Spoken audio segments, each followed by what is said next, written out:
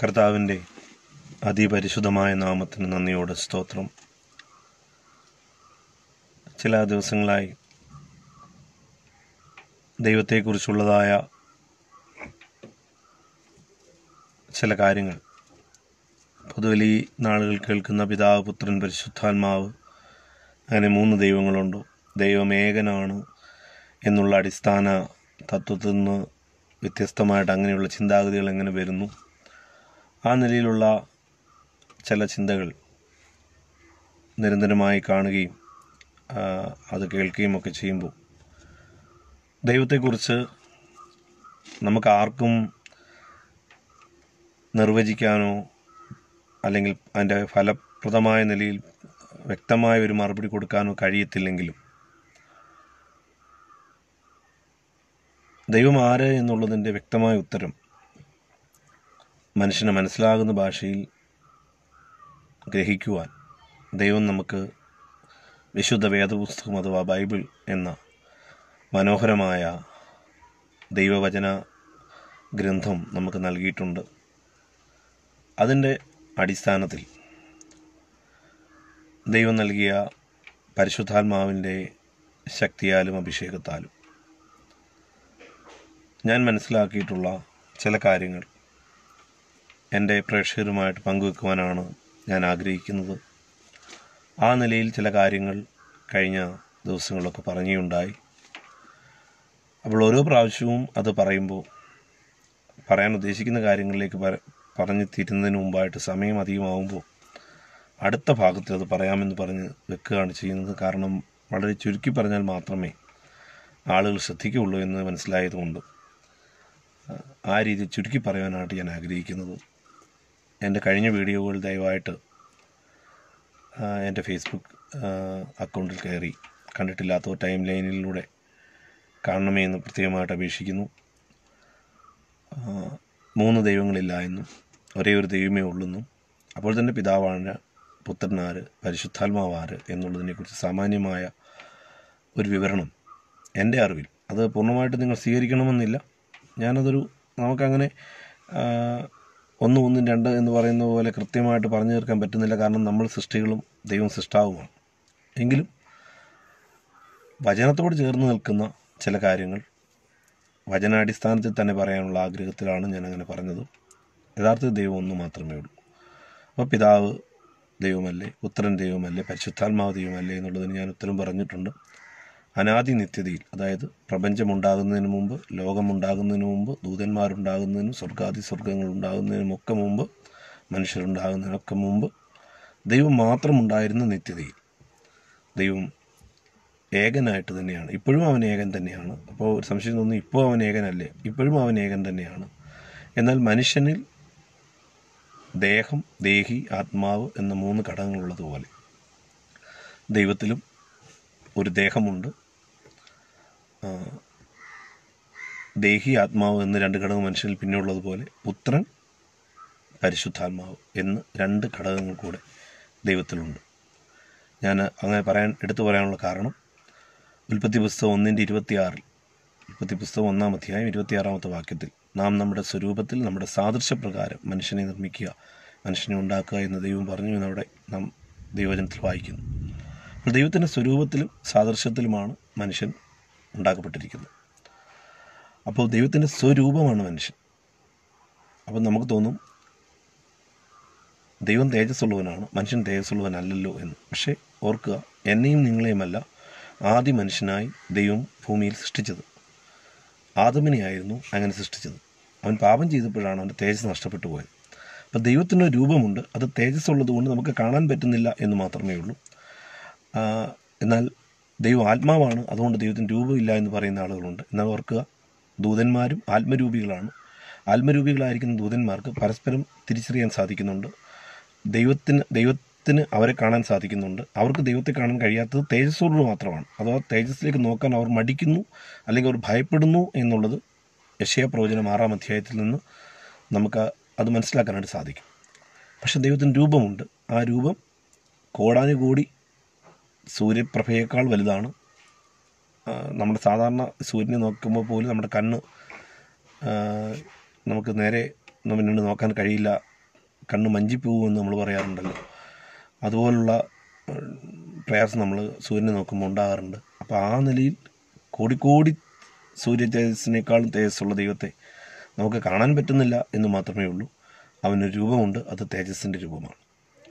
അപ്പോൾ തന്നെ അവൻ്റെ ഉള്ളിൽ പുത്രൻ, പരിശുദ്ധാത്മാവ് എന്ന രണ്ട് ആളത്വങ്ങൾ. ചില പറയും വ്യക്തിയില്ലാതെ ആളത്വം ഉണ്ടാവുമോ എന്ന് ചോദിച്ചു കഴിഞ്ഞാൽ, നമ്മുടെ ഉള്ളിൽ ദേഹി, ആത്മാവ് എന്ന് രണ്ട് ആളത്വങ്ങൾ കൂടി ഉണ്ടെന്ന് നമുക്കറിയാൻ സാധിക്കും. രണ്ട് ശബ്ദം നമ്മൾ എപ്പോഴും കേട്ടുകൊണ്ടിരിക്കുകയാണ്. ചില കാര്യങ്ങൾ ചെയ്യണം, ചെയ്യരുത് എന്നുള്ള ശബ്ദം. അത് മനസാക്ഷിയുടെ ആണെന്ന് സാധാരണക്കാർ പറയും. എന്നാൽ വിശുദ്ധ വേദപുസ്തകത്തിനകത്ത് പൗലോസ് അപ്പോസ്തലനിലൂടെ ലഭിച്ച വെളിപ്പാടിൽ നമുക്കറിയാം, മനുഷ്യന് ദേഹം, ദേഹി, ആത്മാവ് എന്ന് 3 ഘടകങ്ങളുണ്ട് എന്ന് അറിയാൻ സാധിക്കും. പ്രത്യേകിച്ച് 1 തെസ്സലോനിക്കർ 5:23 ആത്മാവ്, പ്രാണൻ, ദേഹം എന്ന് 3 കാര്യങ്ങളെക്കുറിച്ച് അദ്ദേഹം എടുത്ത് പറയുന്നുണ്ട്. അതൊക്കെ കഴിഞ്ഞ വീഡിയോകളിലൊക്കെ ഞാൻ പറഞ്ഞുകൊണ്ട് കൂടുതൽ പറയുന്നില്ല. ആ പ്രാണന് ദേഹി എന്നും പേരുണ്ട്. ഇംഗ്ലീഷിൽ പറഞ്ഞാൽ ദേഹം, ബോഡി. പ്രാണൻ അഥവാ ദേഹി, സോൾ. ആത്മാവ്, സ്പിരിറ്റ്. ആ സ്പിരിറ്റ് എന്ന് പറയുന്നത് പരിശുദ്ധാത്മാവല്ല, ഹോളി സ്പിരിറ്റ് അല്ല, നമ്മുടെ സ്പിരിറ്റ്. യഥാർത്ഥത്തിൽ ആദം പാപം ചെയ്തപ്പോൾ അവന് സംഭവിച്ചത്, അവൻ്റെ തേജസ്സുള്ള ശരീരം നഷ്ടപ്പെട്ടു. ഈ പറഞ്ഞ മൺമയമായ ശരീരം ആണ് പിന്നീട് ലഭിച്ചത്. അതുകൊണ്ട് നമുക്കെല്ലാവർക്കും ആ ശരീരം. യഥാർത്ഥത്തിൽ ആദം പാപം ചെയ്തില്ലായിരുന്നെങ്കിൽ ആദമിൻ്റെ തേജസ്സുള്ള ശരീരം തന്നെയായിരുന്നു മനുഷ്യനുണ്ടാവേണ്ടത്. അതുപോലെ തന്നെ പിന്നീട് സംഭവിച്ചത്, അവൻ്റെ ആത്മാവ് മരിച്ചു പോയിട്ടില്ല, മൃതാവസ്ഥയിലായി. എന്നുവെച്ചാൽ ചത്തതിനൊക്കെ ചിരിക്കുന്ന പോലെ ഒന്നും ചലിക്കാനാവാത്ത രീതിയിൽ എല്ലാം കാണാം, അറിയാം, അതിൻ്റെ അപ്പുറത്തൊന്നുമില്ല. അതായിരുന്നു ആത്മാവിൻ്റെ അവസ്ഥ. എന്നാൽ അവൻ്റെ ദേഹി അത് കറപ്റ്റഡായി, കളങ്കിതമായി. ആ ദേഹിയാണ് പിന്നെ അവനെ കൊണ്ട്, അല്ലെങ്കിൽ ഹവ്വയെ കൊണ്ടും അത്തിയില കൊണ്ട് അവർക്ക് വസ്ത്രം തുന്നാനും ഒക്കെ ശ്രമിക്കുന്നതും ഒക്കെ. പിന്നെ അവരുടെ പിന്നീടുള്ള ജീവിതത്തിലൊക്കെ നോക്കുമ്പോൾ ആത്മാവ് മരിച്ച മനുഷ്യനെയാണ് നമുക്ക് കാണാൻ സാധിക്കുന്നത്. എന്നാൽ ആത്മാവ് മരിച്ച മനുഷ്യനെ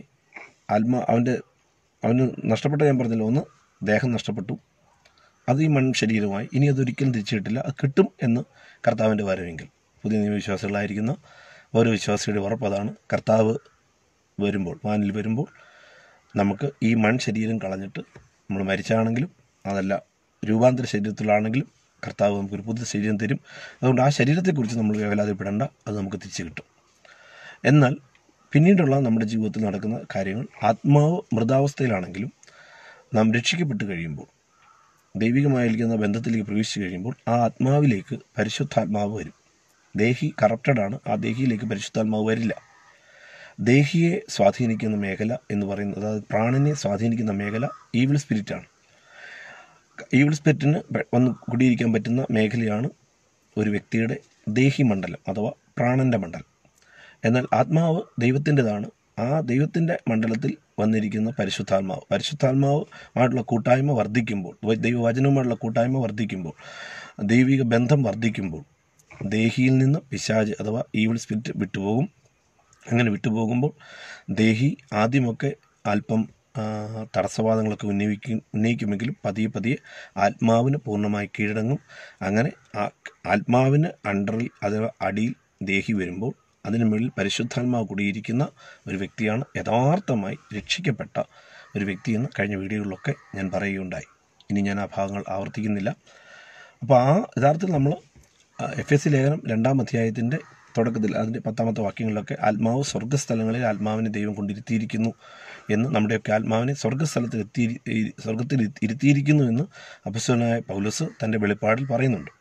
അപ്പോൾ രക്ഷിക്കപ്പെട്ട ഒരു വ്യക്തി യഥാർത്ഥത്തിൽ തൻ്റെ ആത്മാവ് സ്വർഗ്ഗസ്ഥലങ്ങളിൽ എത്തിയിരിക്കുക. ഭൂമിയിലാണ് നമ്മളിവിടെ ഉണ്ടെങ്കിൽ തന്നെയും, നമ്മൾ ഭൗമിക ശരീരത്തിലൂടെ ഇരിക്കുന്നെങ്കിൽ തന്നെയും, ആത്മാവ് യഥാർത്ഥത്തിൽ നമ്മുടെ ഉറപ്പ് അത് സ്വർഗത്തിലെത്തിയിട്ടുണ്ട്. എന്നാൽ ഈ ഭൂമിയിൽ നിന്ന് പോകുന്നത് വരെ നമുക്കൊരു കർത്തവ്യമുള്ളത്, നമ്മുടെ ദേഹിയും കൂടെ ആത്മാവിൻ്റെ പൂർണ്ണ നിയന്ത്രണത്തിന് കീഴിൽ കൊണ്ടുവരണം. കാരണം ഈ സംഘർഷം, എന്നാൽ ദേഹിയും ആത്മാവും തമ്മിൽ സംഘർഷമുണ്ട്. അതായത് രക്ഷിക്കപ്പെട്ടൊരു ദൈവവേദൻ്റെ ഉള്ളിലും പൈശാചിക ചിന്തകളും മോഹങ്ങളും ഒക്കെ കൊണ്ടുവരുന്ന മേഖല എന്ന് പറയുന്നത് ദേഹിമണ്ഡലമാണ്. ആ ദേഹീയ മണ്ഡലത്തെ പൂർണ്ണമായിട്ട് നിയന്ത്രിക്കാൻ കഴിയാതെ വരുമ്പോൾ, പരിശുദ്ധാത്മാവുള്ള ബന്ധം കുറഞ്ഞുകൊണ്ടിരിക്കുമ്പോൾ, ആത്മാവിൻ്റെ സ്വാധീനത്തിൽ നിന്ന് ദേഹി പിടിവിട്ട് മാറും. ആ പിടിവിട്ട് മാറുമ്പോഴാണ് ഒരു രക്ഷിക്കപ്പെട്ട വ്യക്തി ഹൃദയത്തിനകത്ത് ആത്മസംഘർഷങ്ങൾ അനുഭവിക്കുന്നത്. അപ്പോൾ ആ സന്ദർഭത്തിൽ ദൈവമായുള്ള കൂട്ടായ്മയും പരിശുദ്ധാത്മാവുള്ള ബന്ധത്തിലേക്ക്, ദൈവവചനമായുള്ള ബന്ധത്തിലേക്ക് വരുമ്പോൾ പിന്നീട് ദേഹി ഒതുങ്ങും. അപ്പോൾ ആ ഒരു സംഘർഷം ഓരോ ആത്മീയനും ജീവിതത്തിലുടനീളം അനുഭവിച്ചുകൊണ്ടിരിക്കും. അതിൻ്റെ പൂർണ്ണമായുള്ള വിജയം ലഭിക്കുന്നത് മരണത്തോടു കൂടി മാത്രമാണെന്ന് വിചാരിക്കുന്നു. എന്നാൽ അതിനു മുമ്പ് തന്നെ ദേഹിയെ പൂർണ്ണമായി കൺട്രോൾ ചെയ്ത് ആത്മാവിൻ്റെ താഴെയാക്കി പരിശുദ്ധാത്മാവ് പൂർണ്ണമായും കുടിയിരിക്കുന്ന ഒരു വ്യക്തിത്വമായി മാറാൻ കഴിഞ്ഞാൽ ആ വ്യക്തി ഈ ഭൂമിയിലെ അല്ലെങ്കിൽ ഈ പ്രപഞ്ചത്തിലെ ഏറ്റവും ശക്തിമാനായ, അല്ലെങ്കിൽ ദൈവം സന്തോഷിക്കുന്ന, അല്ലെങ്കിൽ യേശുക്രിസ്തുവിനെക്കുറിച്ച് പിതാവ് പറഞ്ഞതുപോലെ ഇവൻ എൻ്റെ പ്രിയ പുത്രൻ എന്ന് വിളിക്കത്തക്ക നിലകളിലുള്ള ഒരു മാന്യ പദവിയിൽ ആ വ്യക്തിക്ക് എത്താൻ കഴിയും. എന്നാൽ അത് അത്ര എളുപ്പമുള്ള കാര്യമല്ല, സാധ്യമല്ല എന്നുമില്ല. എന്നാൽ അതിനുവേണ്ടി മനുഷ്യൻ നന്നായി വില കൊടുക്കണം. എന്ന് ആ വില കൊടുത്തുകൊണ്ടിരിക്കുന്ന പോരാട്ട പാതയിലാണ് നിങ്ങളും ഞാനും, ചെറുതും വലുതുമായിട്ടൊക്കെ എന്ന നിലയിൽ ഞാൻ വിചാരിക്കുകയാണ്. ഇനി ഞാൻ വേഗം അടുത്തയിലേക്ക് വരട്ടെ.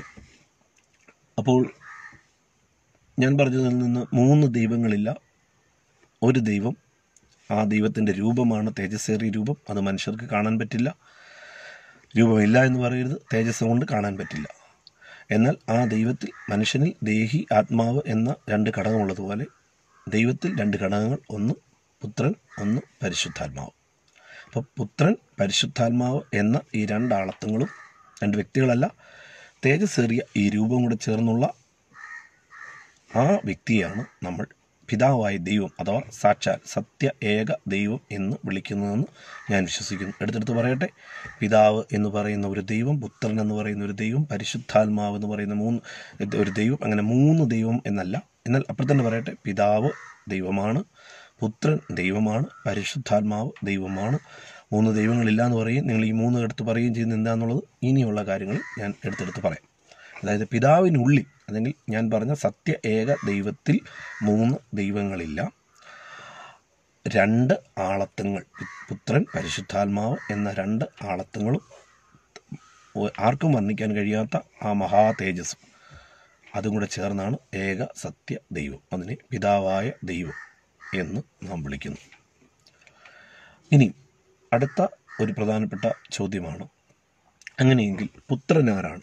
പലരും ചിന്തിച്ചിരിക്കുന്നത് യേശുക്രിസ്തുവിനെയാണ് പുത്രൻ എന്ന് മനസ്സിലാക്കിയിരിക്കുന്നത്. എങ്കിൽ തന്നെയും യേശുക്രിസ്തു ദൈവപുത്രനാണ് എന്ന് ആളുകൾ ചിന്തിക്കുമ്പോൾ, യേശുക്രിസ്തു മനുഷ്യപുത്രനുമാണ് എന്ന് ആളുകൾ ചിന്തിക്കുമ്പോൾ, ആളുകൾ ചിന്തിക്കുന്നത് പരിശുദ്ധാത്മാവിനാലാണ് കന്യകമറിയാമിൽ നിന്ന് യേശുക്രിസ്തു പുറത്തു വരുന്നത് എന്നുള്ളതുകൊണ്ട്, പരിശുദ്ധാത്മാവിനാലായതുകൊണ്ട് അവൻ ദൈവപുത്രനും, മറിയയിൽ നിന്ന്, അല്ലെങ്കിൽ മറിയയുടെ ശരീരം സ്വീകരിച്ചു എന്നുള്ള വാദം ഞാൻ ഒരിക്കലും അംഗീകരിക്കുന്നില്ല. മറിയയിൽ നിന്ന് ശരീരം കർത്താവ് സ്വീകരിച്ചിട്ടുണ്ടെങ്കിൽ മറിയയിലുള്ള ജന്മപാപം യേശുക്രിസ്തുവിലും വരും.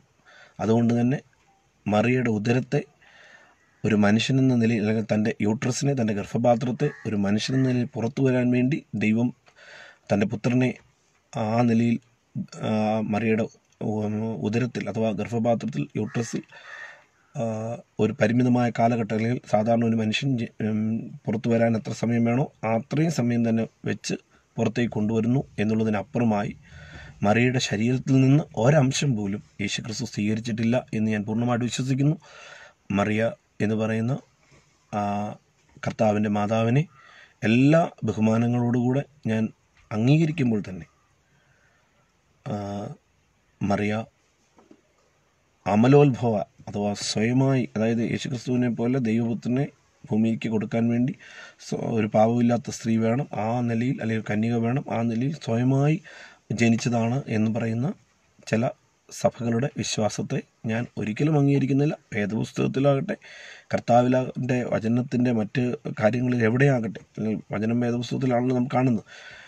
മറ്റ് തെളിവുകളിലേക്ക് ഞാൻ വേദപുസ്തകത്തിനപ്പുറമായി മറ്റ് തെളിവുകളുടെ പിറകെ പോകാൻ ഞാൻ ആഗ്രഹിക്കുന്നില്ല. കാരണം അത് പിന്നീട് പല തെറ്റായ ഉപദേശങ്ങൾ കൊണ്ടുവരുന്നതിന് ഒരടിവേരായിട്ട്, അല്ലെങ്കിൽ ഒരാണിക്കല്ലായിട്ട് മാറാൻ സാധ്യതയുള്ളതുകൊണ്ട് ഒരിക്കലും ഞാൻ അങ്ങനെയുള്ള മറ്റ് ചിന്താസരണികളെ സ്വീകരിക്കാൻ ആഗ്രഹിക്കുന്നില്ല. ബൈബിളിൻ്റെ അടിസ്ഥാനത്തിൽ പറയട്ടെ, മറിയ കർത്താവിൻ്റെ മാതാവെന്ന നിലയിൽ ബഹുമാനത്തിന്, ആദരവിന് യോഗ്യയായ ഒരു വനിതാരത്നം തന്നെയാണ്. എന്നാൽ അതിനപ്പുറം തനിക്ക് പാപമില്ലാത്തവളായിരുന്നെന്നും താൻ സ്വയമായി ജനിച്ചതാണെന്നൊന്നും ഞാൻ വിശ്വസിക്കുന്നില്ല. ബൈബിൾ അതിന് യാതൊരു തെളിവും നൽകുന്നുമില്ല. ഞാൻ മുന്നോട്ട് പോകട്ടെ. അപ്പോൾ അങ്ങനെ മറിയയിൽ നിന്ന് പുറത്തേക്ക് വന്നതുകൊണ്ട് മനുഷ്യപുത്രനും പരിശുദ്ധാത്മാവിനാൽ ജനിക്കപ്പെട്ടതുകൊണ്ട്, അല്ലെങ്കിൽ ജനിച്ചതുകൊണ്ട്, ജനിപ്പിച്ചു എന്നല്ലല്ലോ, ജനിച്ചതുകൊണ്ട് ദൈവപുത്രനുമാണ് എന്ന് വിശ്വസിക്കുന്നവരുണ്ട്. എന്നാൽ അങ്ങനെയല്ല. യഥാർത്ഥത്തിൽ പുത്രൻ, ദൈവപുത്രൻ എന്ന് പറയുന്ന ഒരു വ്യക്തിയുണ്ട്. ആ ദൈവപുത്രൻ തന്നെയാണ്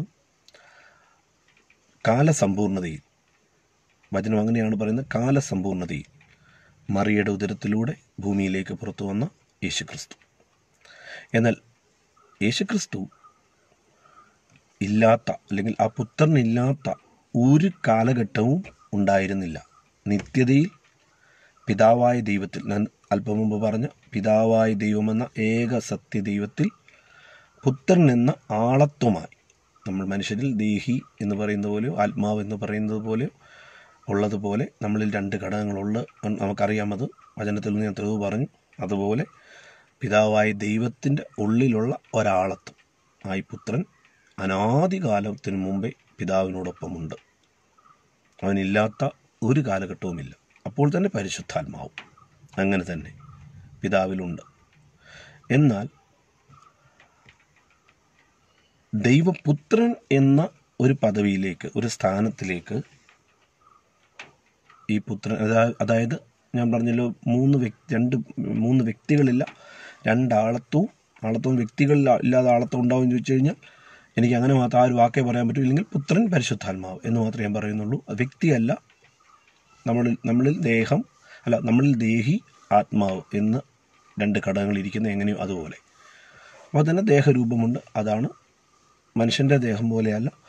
ആദമിൻ്റെ തേജസ് നഷ്ടപ്പെട്ടെങ്കിൽ പിതാവായ ദൈവത്തിൻ്റെ തേജസ്, ആ തേജസ് എന്ന് പറയുമ്പോൾ, ആ പിതാവായ ദൈവം എന്ന് പറയുമ്പോൾ തേജസ് മാത്രമല്ല, സത്യേക ദൈവം എന്ന് പറയുന്ന ആളെയാണ് ഞാൻ പിതാവായ ദൈവം എന്ന് പറഞ്ഞ്, അതിൽ തേജസ് മാത്രമല്ല പുത്രൻ ദേഹി എന്ന രണ്ട് ആളത്തും കൂടെ ചേർന്നതുപോലെ. അതായത് ഒരു മനുഷ്യനായെങ്കിൽ തേജസ് ഇല്ല എന്നുള്ളത് നിങ്ങൾക്കറിയാം. അത് അങ്ങ് വിട്ടേക്ക്. അത് പിന്നെ പാപം ചെയ്തതുകൊണ്ട് സംഭവിച്ചതാണ്. ആദത്തിൻ്റെ പാപം മൂലം സംഭവിച്ചതാണ്. അപ്പോൾ തന്നെ രണ്ട് ഘടകങ്ങൾ കൂടെ, ദേഹി ആത്മാവ്, ഈ രണ്ട് ഘടകമുണ്ട്. അതിനും ചില കുഴപ്പങ്ങളൊക്കെ ഉണ്ടെങ്കിൽ പോലും ദൈവത്തിൽ ആ പ്രശ്നമില്ല. കാരണം ദൈവത്തെ ഒരു കാലത്തും പാപം ബാധിക്കാത്തതുകൊണ്ട് ദൈവത്തിൽ അകത്തുള്ള പുത്രനും പരിശുദ്ധാത്മാവും പൂർണ്ണവിശുദ്ധരാണ്. ദേഹരൂപം എന്ന് പറയുന്നത് ആർക്കും വർണ്ണിക്കാനാവാത്ത തേജസ്സാണ്. ഇത് മൂന്നും കൂടെ ചേരുമ്പോൾ ദേഹരൂപം, അത്യധിക തേജസ്സായിരിക്കുന്ന ദേഹരൂപം, അകത്ത പുത്രൻ, പരിശുദ്ധാത്മാവ്, ഇത് മൂന്നും കൂടെ ചേർന്നതാണ്. മൂന്ന് വ്യക്തിയല്ല എന്ന് എടുത്തു പറയാം, മൂന്ന് ദൈവമില്ല എന്ന് എടുത്തു പറയാം. ഇനി മൂന്നെന്നൊക്കെ പറയുമ്പോൾ മൂന്നുണ്ടോ എന്ന് ചോദിക്കരുത്. ഞാനത് വിശദീകരിച്ചു. മനുഷ്യനെ പോലെ, കാരണം ഞാൻ അതിൻ്റെ ആധാരമായി പറഞ്ഞ വാക്യങ്ങൾ സംശയങ്ങൾ വെച്ച് എടുത്തു നോക്കുക. ഉൽപ്പത്തി പുസ്തകം 1:26, 1 തെസ്സലോനിക്കർ 5:23. അപ്പോൾ ഒരു ചോദ്യം, ഈ പുത്രൻ എപ്പോഴുണ്ടായി എന്ന് പറഞ്ഞു കഴിഞ്ഞാൽ പുത്രൻ എപ്പോഴും ഉണ്ട്. പക്ഷെ വ്യക്തിയായി പുത്രൻ മാറുകയാണ്. പുത്രൻ ഇല്ലാതെ വരികയല്ല, പുത്രൻ മാറുകയാണ്. പുത്രനെ അങ്ങനെ ആക്കുകയാണ്.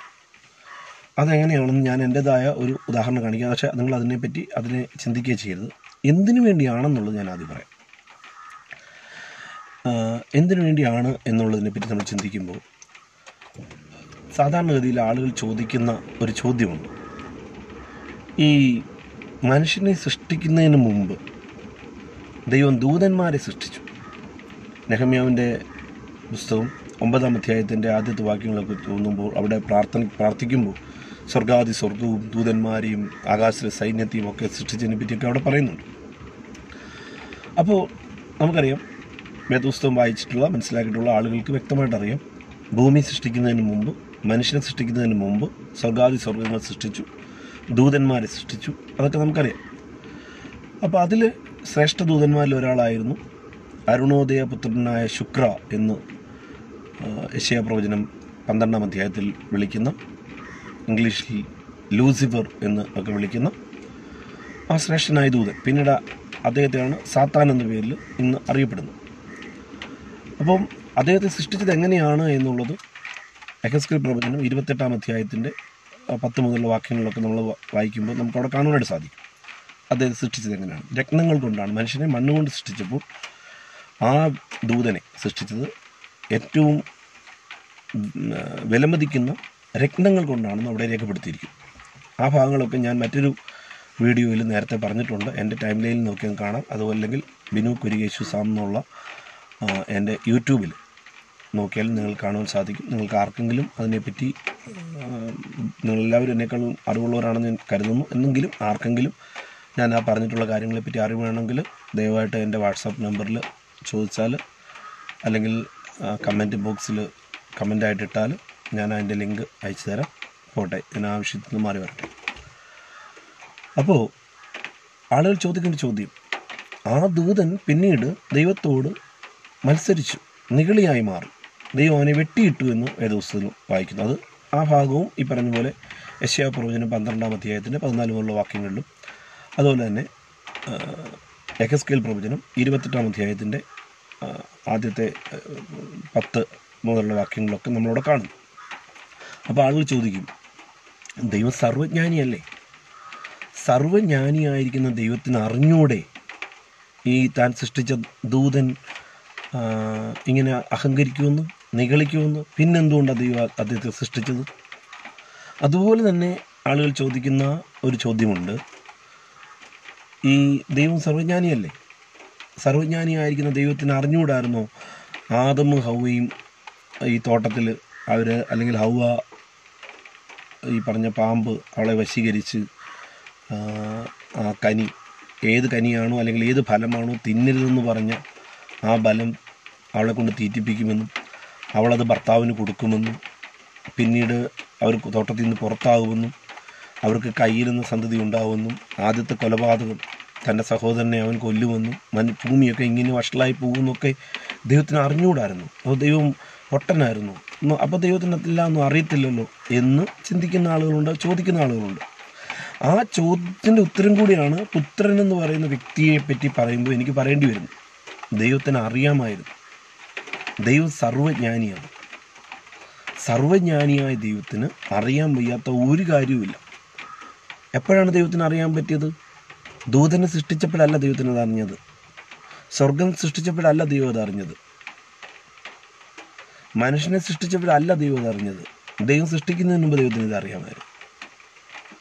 അപ്പം നിങ്ങൾക്കൊരു ചോദ്യം ഉണ്ടാവും, അപ്പോൾ അറിയാനെങ്കിൽ എന്തിനാ ദൈവം സൃഷ്ടിച്ചേ?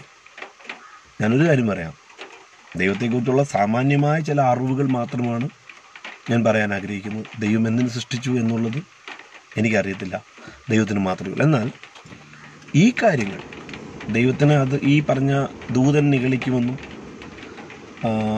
ആദമും ഹൗവയും പാപത്തിൽ ചെന്ന് വീഴുമെന്നും മനുഷ്യരാശി ഇങ്ങനെയൊക്കെ ഈ നിലയിലൊക്കെ ആയിത്തീരുമെന്നും ദൈവത്തിന് അറിയാമായിരുന്നു എന്നുള്ളതാണ് ചോദ്യമെങ്കിൽ ഞാൻ പറയുന്നു, തീർച്ചയായിട്ടും ദൈവത്തിന് അതറിയാമായിരുന്നു. അപ്പോൾ നമുക്കൊരു കാര്യം അറിയാൻ പറ്റിയാൽ നേരത്തെ, അല്ലെങ്കിൽ നടക്കുന്നതിന് മുമ്പ്, കാര്യം ചെയ്യുന്നതിന് മുമ്പ് അറിയാൻ പറ്റിയാൽ നമുക്ക് ചെയ്യാൻ പറ്റുന്ന കാര്യം, ഒന്ന്, ആ കാര്യം ചെയ്യാതിരിക്കുക. 2, അങ്ങനൊരു പ്രശ്നം വന്നാൽ അതിന് പരിഹാരം ഉണ്ടാക്കുക. ഈ 2 കാര്യമാണ് നമുക്കങ്ങനെ ചെയ്യാൻ പറ്റുന്നത്, നമുക്ക് ചെയ്യാൻ പറ്റുന്ന കാര്യം. ഒന്നുകിൽ അത് ചെയ്യാതെ ഇരിക്കുക. ഒരു പ്രശ്നത്തെപ്പറ്റി അല്ലെങ്കിൽ ഒരു കാര്യത്തെപ്പറ്റി ചിന്തിക്കുമ്പോൾ അതിൻ്റെ വരും വരായികൾ ആലോചിച്ചപ്പോൾ ഇന്നിന്ന വിഷയങ്ങൾ അതിലുണ്ടാവും എന്ന് മനസ്സിലാക്കിയാൽ ആ കാര്യം ചെയ്യാതിരിക്കുക, അതൊരു പരിഹാരമാണ്. രണ്ടാമതൊരു കാര്യം, ആ കാര്യം ചെയ്യുക. ആ കാര്യം ചെയ്യുമ്പോൾ തന്നെ ആ പ്രശ്നം വരുമല്ലോ, ആ പ്രശ്നം എങ്ങനെ പരിഹരിക്കാം, അതിനുള്ള പരിഹാരം ആദ്യമേ തയ്യാറാക്കി വെച്ചിട്ടാണെങ്കിൽ പിന്നെ പ്രശ്നമില്ല. കാരണം പ്രശ്നം വന്നു കഴിഞ്ഞ് പരിഹാരം ഉണ്ടാക്കുന്ന ആളുകളെ പറ്റി നമ്മൾ കേട്ടിട്ടുണ്ട്. ചില പ്രശ്നങ്ങൾ അവർ അങ്ങുണ്ടാക്കും, ഉണ്ടാക്കി കഴിയുമ്പോൾ അന്നേരം ചിന്തിക്കുന്നില്ല നാളെ ഇത് പ്രശ്നമാവില്ലേ, അന്നേരം ആ സന്ദർഭത്തിൽ മാത്രം പരിഹാരം തേടുന്ന ചില കാര്യങ്ങളൊക്കെ നമ്മൾ മനസ്സിലാക്കിയിട്ടുണ്ട്. എന്നാൽ ബൈബിളിൽ നാം പരിചയപ്പെടുന്ന കർത്താവ് അതെ പ്രശ്നങ്ങൾ വന്നതിന് ശേഷമല്ല പരിഹാരം ഉണ്ടാക്കിയത്, തുടക്കത്തിൽ തന്നെ, ആദിയിൽ തന്നെ ഈ പ്രശ്നം ഉണ്ടാകുമെന്ന് മനസ്സിലാക്കി തന്നെ അതിനുള്ള പരിഹാരം ഉണ്ടാക്കിയിട്ടാണ് അവൻ പ്രപഞ്ചത്തെ സൃഷ്ടിക്കാൻ ആരംഭിക്കുന്നത്. ഞാൻ പറഞ്ഞത് ഭൂമിയെ സൃഷ്ടിക്കുകയല്ല, പ്രപഞ്ചത്തെ മുഴുവൻ സൃഷ്ടിക്കുന്നതിന് മുമ്പ്, ലോകസ്ഥാപനം എന്നാണ് അതിനെപ്പറ്റി പറയുന്നത്. ലോകത്തെ സ്ഥാപിക്കുന്നതിന് മുമ്പ് തന്നെ, അത് ഭൂമി മാത്രമല്ല സർവ്വലോകത്തെയും സ്ഥാപിക്കുന്നതിന് മുമ്പ് തന്നെ അതിനുള്ള പരിഹാരം അവൻ ഉണ്ടാക്കി. അപ്പം നമ്മൾ എന്താണ് അത് ചെയ്തതെന്നുള്ളതിനെ പറ്റി സാമാന്യമായിട്ടത് പറഞ്ഞിട്ട്, കാരണം ഇതെനിക്ക് ഒരു ലൈവ് കൊണ്ട് പറഞ്ഞു തീർക്കാൻ പറ്റില്ല. അതിനെല്ലാം ഉപോത്ഭകമായ വാക്യങ്ങൾ പരമാവധി, എല്ലാത്തിനും പറ്റിയില്ലെങ്കിലും പരമാവധി വാക്യങ്ങളോട് ചേർത്തതിന് മറുപടി പറയുവാനായിട്ടാണ് ഞാൻ ആഗ്രഹിക്കുന്നത്. അപ്പോൾ എന്താണ് ഇതിൻ്റെ പരിഹാരം? യഥാർത്ഥത്തിൽ മനുഷ്യൻ പാപം ചെയ്യും, ദൂതൻ തെറ്റ് ചെയ്യും, മനുഷ്യരാശി മുഴുവൻ നശിക്കും. അപ്പോൾ അന്നേരം ചെയ്യാൻ പറ്റുന്നത് ഈ പ്രപഞ്ചം ഉണ്ടാക്കാതിരിക്കുക എന്നുള്ളതാണ്. പക്ഷേ ദൈവജ്ഞാനിയാണ്, ദൈവ സർവജ്ഞാനിയാണ്. ദൈവത്തിന് പരിഹാരം വരുത്താൻ പറ്റാത്ത ഒരു പ്രശ്നവും ഈ പ്രപഞ്ചത്തിലില്ല. അപ്പോൾ അതുകൊണ്ട് ദൈവത്തിൻ്റെ ജ്ഞാനത്തിൽ എന്ത് ചെയ്യണമെന്ന് ദൈവം മനസ്സിലാക്കി. എന്താണ് പ്രശ്നം എന്നറിയാമോ? ഈ മനുഷ്യൻ തെറ്റ് ചെയ്യുന്നതിന് കാരണം എവിടാണ്? ദൂതൻ തെറ്റ് ചെയ്യുന്നതിന് കാരണം എവിടാണ്? അത് ദൈവം സൃഷ്ടിച്ച ഒരു വ്യവസ്ഥയുടെ പരമായിട്ടാണത് ഉണ്ടാകുന്നത്. അതിനെപ്പറ്റി യെശയ്യാപ്രവചനം 45-ാം അധ്യായം 7-ാമത്തെ വാക്യത്തിൽ എഴുതിയിരിക്കുന്നു. യെശയ്യാപ്രവചനം 45:7. എൻ്റെ പ്രേക്ഷകരായിരിക്കുന്ന പ്രിയപ്പെട്ടവർക്ക് ഇപ്പോൾ ഞാനിരുന്ന് ഇത് പറയുന്നിടത്ത് എനിക്ക് വെട്ടക്കുറവുള്ളതുകൊണ്ടും ബൈബിളെടുത്ത് ഓരോ വാക്യങ്ങളും എടുത്ത് പറയാനായിട്ട്, എങ്കിലും നോക്കട്ടെ, ഞാൻ ആ ഭാഗം നിങ്ങൾക്ക് പലതവണ പറഞ്ഞിട്ടുള്ളതാണ് എങ്കിൽ പോലും ആ ഭാഗം ഞാൻ വായിക്കാം. യെശയ്യാപ്രവചനം 45:7 വാക്യത്തിൽ. കാരണം പുറത്ത് നല്ല മഴ പെയ്യുന്നു, ഇടി വെട്ടുന്നു. അപ്പോൾ ചുരുക്കം പറഞ്ഞു കഴിഞ്ഞാൽ ഒരു പക്ഷേ ലൈവ് മുറിഞ്ഞു പോകാൻ സാധ്യതയുള്ളതുകൊണ്ടാണ് ഞാൻ വാക്യം വായിക്കാതെ പിന്നീട് ഉള്ള ലൈവിൽ അത് പറയാമെന്ന് ഞാൻ കരുതുന്നത്. എങ്കിലും ഞാനത് വായിക്കാം. യെശയ്യാപ്രവചനം 45-ാം അധ്യായത്തിൻ്റെ 7-ാമത്തെ വാക്യത്തിൽ ദൈവം പറയുന്നു, ഞാൻ പ്രകാശത്തെ നിർമ്മിക്കുന്നു. നല്ല കാര്യമായിട്ട് നമുക്ക് പ്രകാശം ദൈവത്തിൻ്റെ സൃഷ്ടിയാണ്. പക്ഷേ അടുത്ത വാക്യം എന്താണ്? അന്ധകാരത്തെയും സൃഷ്ടിക്കുന്നു. അപ്പം നമുക്ക് പ്രകാശം സൃഷ്ടിച്ച ദൈവം തന്നെയാണ് അന്ധകാരത്തെയും സൃഷ്ടിച്ചിരിക്കുന്നത്. ഞാൻ നന്മയും ഉണ്ടാക്കുന്നു, തിന്മയും സൃഷ്ടിക്കുന്നു, യഹോവയായി ഞാൻ ഇതൊക്കെയും ചെയ്യുന്നു. നോക്കുക, ദൈവം പറയുക, നന്മയും ഞാൻ ഉണ്ടാക്കിയതാ, പ്രകാശവും ഞാൻ ഉണ്ടാക്കിയതാ. അപ്പോൾ തന്നെ അന്ധകാരവും, അതായത് ഇരുട്ട് ഞാൻ ഉണ്ടാക്കി, നന്മയും ഞാൻ ഉണ്ടാക്കി, ഞാൻ തന്നെ തിന്മയും ഉണ്ടാക്കി. അതായത് ഇന്ന് ഈ പ്രപഞ്ചത്തിൽ കാണുന്ന എല്ലാ സാധനങ്ങളും, ഇന്നിപ്പോൾ നമ്മളെയൊക്കെ പേടിപ്പിക്കുന്ന ഈ കൊറോണ ഉണ്ടല്ലോ, അതുപോലും ദൈവം തന്നെ സൃഷ്ടിച്ചത്. അതിന് ദൈവത്തിൻ്റെതായ കാരണങ്ങളുണ്ട്. മനുഷ്യൻ കൈകാര്യം ചെയ്യുമ്പോഴേ ബുദ്ധിമുട്ടുണ്ട്. കാരണം നമ്മൾ ചോദിക്കും, ദൈവം എന്തിനാ തിന്മയെ സൃഷ്ടിച്ചേ? ദൈവം എന്തിനാ തിന്മയെ സൃഷ്ടിച്ചത്? നല്ല ചോദ്യം അത്. പക്ഷേ ഓർക്കുക, ഞാൻ മനസ്സിലാക്കി, ഞാനത് ചിന്തിച്ചു, ദൈവം എന്തിനാ തിന്മയെ സൃഷ്ടിച്ചത്? ദൈവത്തിന് തിന്മയില്ലാതെ പ്രപഞ്ചത്തെ സൃഷ്ടിച്ചുകൂടായിരുന്നു. പക്ഷെ ഞാൻ മനസ്സിലാക്കിയെടുത്തപ്പോൾ ഏത് നന്മയുടെയും പിറകിൽ ഒരു തിന്മയുണ്ടാവും. പക്ഷെ തിന്മ തൊടാത്ത ദൈവത്തിനത് വിഷയമല്ല. ദൈവം വിശുദ്ധനായ ദൈവത്തെ തിന്മ തൊടത്തില്ല. മാത്രമല്ല, നന്മയെ കാണുമ്പോൾ ദൈവത്തിന് പ്രത്യേകതയും തിന്മയെ കാണുമ്പോൾ ദൈവത്തിന് വേറെ ഒരു പ്രയാസമായിട്ടൊന്നുമില്ല. എന്താ കാരണം? ദൈവത്തിന് ഇത് രണ്ടും ഒരുവല്ല. കാരണം തിന്മ ദൈവത്തെ തൊടുന്നില്ല. കാരണം ദൈവത്തിൻ്റെ വിശുദ്ധിയിൽ സ്പർശിക്കാൻ തിന്മയ്ക്ക് കഴിയില്ല. മനുഷ്യനും അങ്ങനെയാണ് സൃഷ്ടിക്കപ്പെട്ടിരുന്നത്. അവന് തിന്മ തൊടുകയില്ലായിരുന്നു. പക്ഷേ ആ തിന്മ അവനെ തൊടുമെന്നുള്ളത്, തിന്മ തൊടാതിരിക്കാൻ വേണ്ട കാര്യം ദൈവം പറഞ്ഞിരുന്നു. പക്ഷേ തിന്മ അവനെ തൊടുമെന്നുള്ളത് ദൈവം പ്രപഞ്ച സൃഷ്ടിക്ക് മുമ്പ് അറിഞ്ഞിരുന്നു. അതിനുള്ള പരിഹാരം ദൈവം ആദ്യമേ സൃഷ്ടിച്ചു എന്ന് ഞാൻ ആദ്യമേ പറഞ്ഞല്ലോ. ഞാൻ നന്മയും ഉണ്ടാക്കുന്നു, തിന്മയും ഉണ്ടാക്കുന്നു. ഞാൻ ചോദിക്കുന്നു, എന്തിനാ തിന്മ വരുന്നത്? പക്ഷെ തിന്മ എന്ന് പറയുന്ന ഒരു ഘടകമില്ലാതെ ഒരു നന്മയും ഇല്ല. ഇപ്പോൾ നമ്മളുടെ ഓരോ വീട്ടിലേക്ക് വരുന്ന ഇലക്ട്രിക് ലൈൻ, അത് ഒത്തിരി നന്മയുണ്ട്. അതുള്ളത് കൊണ്ടല്ലേ നമുക്ക് രാത്രിയിൽ പ്രകാശം ലഭിക്കുന്നത്. അതിലൂടെയല്ലേ നമുക്ക് വിദ്യുച്ഛക്തി നമ്മുടെ വീട്ടിനകത്തോട്ട് കയറി വരുന്നത്. അതല്ലേ നമ്മൾ ഫാന്, AC അല്ലെങ്കിൽ ഫ്രിഡ്ജ്, ഇലക്ട്രിക് ഉപകരണങ്ങൾ ഏതായിക്കോട്ടെ, അയൺ ബോക്സ് ആകട്ടെ, ഏതായാലും പ്രവർത്തിക്കണം, എല്ലാത്തിനും ഈ പറഞ്ഞ വിദ്യുച്ഛക്തി വേണ്ടേ? അതെല്ലാം ഈ ലൈനല്ലേ കൊണ്ടുവരുന്നത്. പക്ഷേ ഈ ലൈൻ അത് ഒരു കാറ്റടിച്ച് അത് പൊട്ടി നിലത്ത് വീണാലോ, നാം നടന്നു പോകുമ്പോൾ മരണം ഉണ്ടാവില്ലേ? അപ്പം നന്മയായിരുന്ന ആ സാധനം തിന്മയായി മാറിയില്ലേ? നമ്മുടെ കുഞ്ഞുങ്ങൾ അറിയാതെ എങ്ങാനും ഈ ഇലക്ട്രിക് സ്വിച്ചിലോ അല്ലെങ്കിൽ അതിൻ്റെ പ്ലഗ് പോയിന്റുകളിൽ കാണും അബദ്ധത്തിൽ പോയി കൈയിട്ട് കഴിഞ്ഞാൽ അവർ മരിക്കില്ലേ, ഷോക്കടിക്കില്ലേ? അപ്പം നമ്മളത് തിന്മയാണെന്ന് പറഞ്ഞിട്ട് അത് ഉപയോഗിക്കാതിരിക്കുന്നുണ്ടോ? നമുക്കറിയാം ഇലക്ട്രിസിറ്റിയിൽ ഒത്തിരി നന്മയുണ്ട്, വിദ്യുത് ശക്തിയിൽ ഒത്തിരി നന്മയുണ്ട്, പക്ഷെ അപ്പം തന്നെ അതിൽ തിന്മയുണ്ട്. തിന്മയില്ലാതെ ഏത് നന്മയുള്ളേ? ഇപ്പം നമുക്കറിയാം സ്വർണം സ്ത്രീകൾ ധാരാളം ഉപയോഗിക്കുന്നു, പക്ഷേ ആ സ്വർണം അതിൻ്റെ ആഭരണം ഉണ്ടാക്കുന്ന സമയത്ത് അതിൻ്റെ ഉറപ്പിന് വേണ്ടി ചെമ്പ് ചേർക്കാറുണ്ട്. നമുക്കറിയാവുന്നൊരു കാര്യമാണ്. എന്തിനാണ്?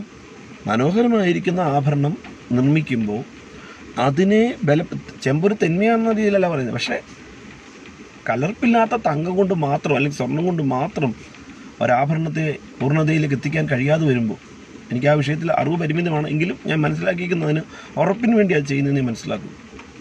ഞാൻ പറയുന്നത് ശരിയല്ല എങ്കിൽ പോലും മറ്റ് പല കാരണങ്ങളാൽ തന്നെയും എല്ലാത്തിനകത്തും ഒരു തിന്മയുടെ അംശമുണ്ട് എന്ന് സ്ഥാപിക്കാൻ എനിക്ക് നൂറുകണക്കിന് വഴികളുണ്ട്. ഞാൻ കൂടുതലായിട്ട് പറയാൻ ആഗ്രഹിക്കുന്നില്ല. എങ്കിലും എന്തിനാണ് ചെമ്പ് ചേർക്കുന്നത്? ചെമ്പൂടെ ചേർന്നാൽ ആ ആഭരണം ഉറപ്പായ രീതിയിൽ പണിഞ്ഞെടുക്കാൻ പറ്റുന്നുള്ളൂ. ഇനി പോട്ടെ, നമ്മൾ രാത്രി ഭക്ഷണം അല്ലെങ്കിൽ ഉച്ചയ്ക്കോ ഒക്കെ കഴിക്കുന്ന ചപ്പാത്തി അല്ലെങ്കിൽ ഗോതമ്പ്, അത് വെച്ച് നമുക്ക് ചപ്പാത്തിയും അല്ലെങ്കിൽ മൈദ ഉപയോഗിച്ചും പൊറോട്ടയോ ഒക്കെ നമ്മൾ ഉണ്ടാക്കുമ്പോൾ എന്താ ചെയ്യണ്ടേ? ഇപ്പോൾ വെറുതെ ഒരു മാവ് ഇരിക്കുന്നത് അതുപോലെ കഴിക്കാൻ പറ്റില്ലല്ലോ.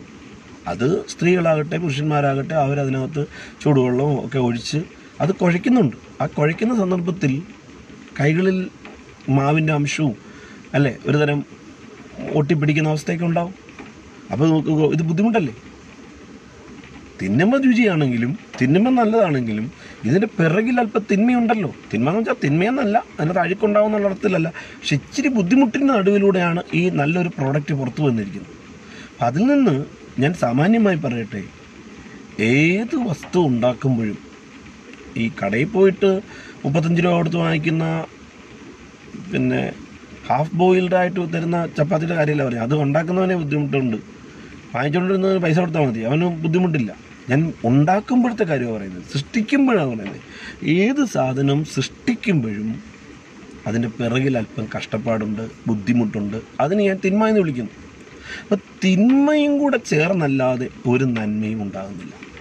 അപ്പം ദൈവം, ഏകനായ ദൈവം, പുത്രൻ, പരിശുദ്ധാത്മാവ് എന്ന 2 ആളത്വങ്ങളും, വ്യക്തികളല്ല ആളത്വങ്ങൾ, മനുഷ്യനല്ല ദേഹി ആത്മാവ് എന്ന പോലെ പൂർണ്ണ തേജസ്സായിരിക്കുന്ന, ആർക്കും വർണ്ണിക്കാൻ കഴിയാത്ത, അടുക്കാൻ കഴിയാത്ത തേജസ്സായിരിക്കുന്ന ആ തേജസ്സോട് ചേർന്ന ഏക സത്യ ദൈവം താൻ ആഗ്രഹിക്കുകയാണ്, പ്രപഞ്ചത്തെ സൃഷ്ടിക്കാൻ ആഗ്രഹിക്കുകയാണ്.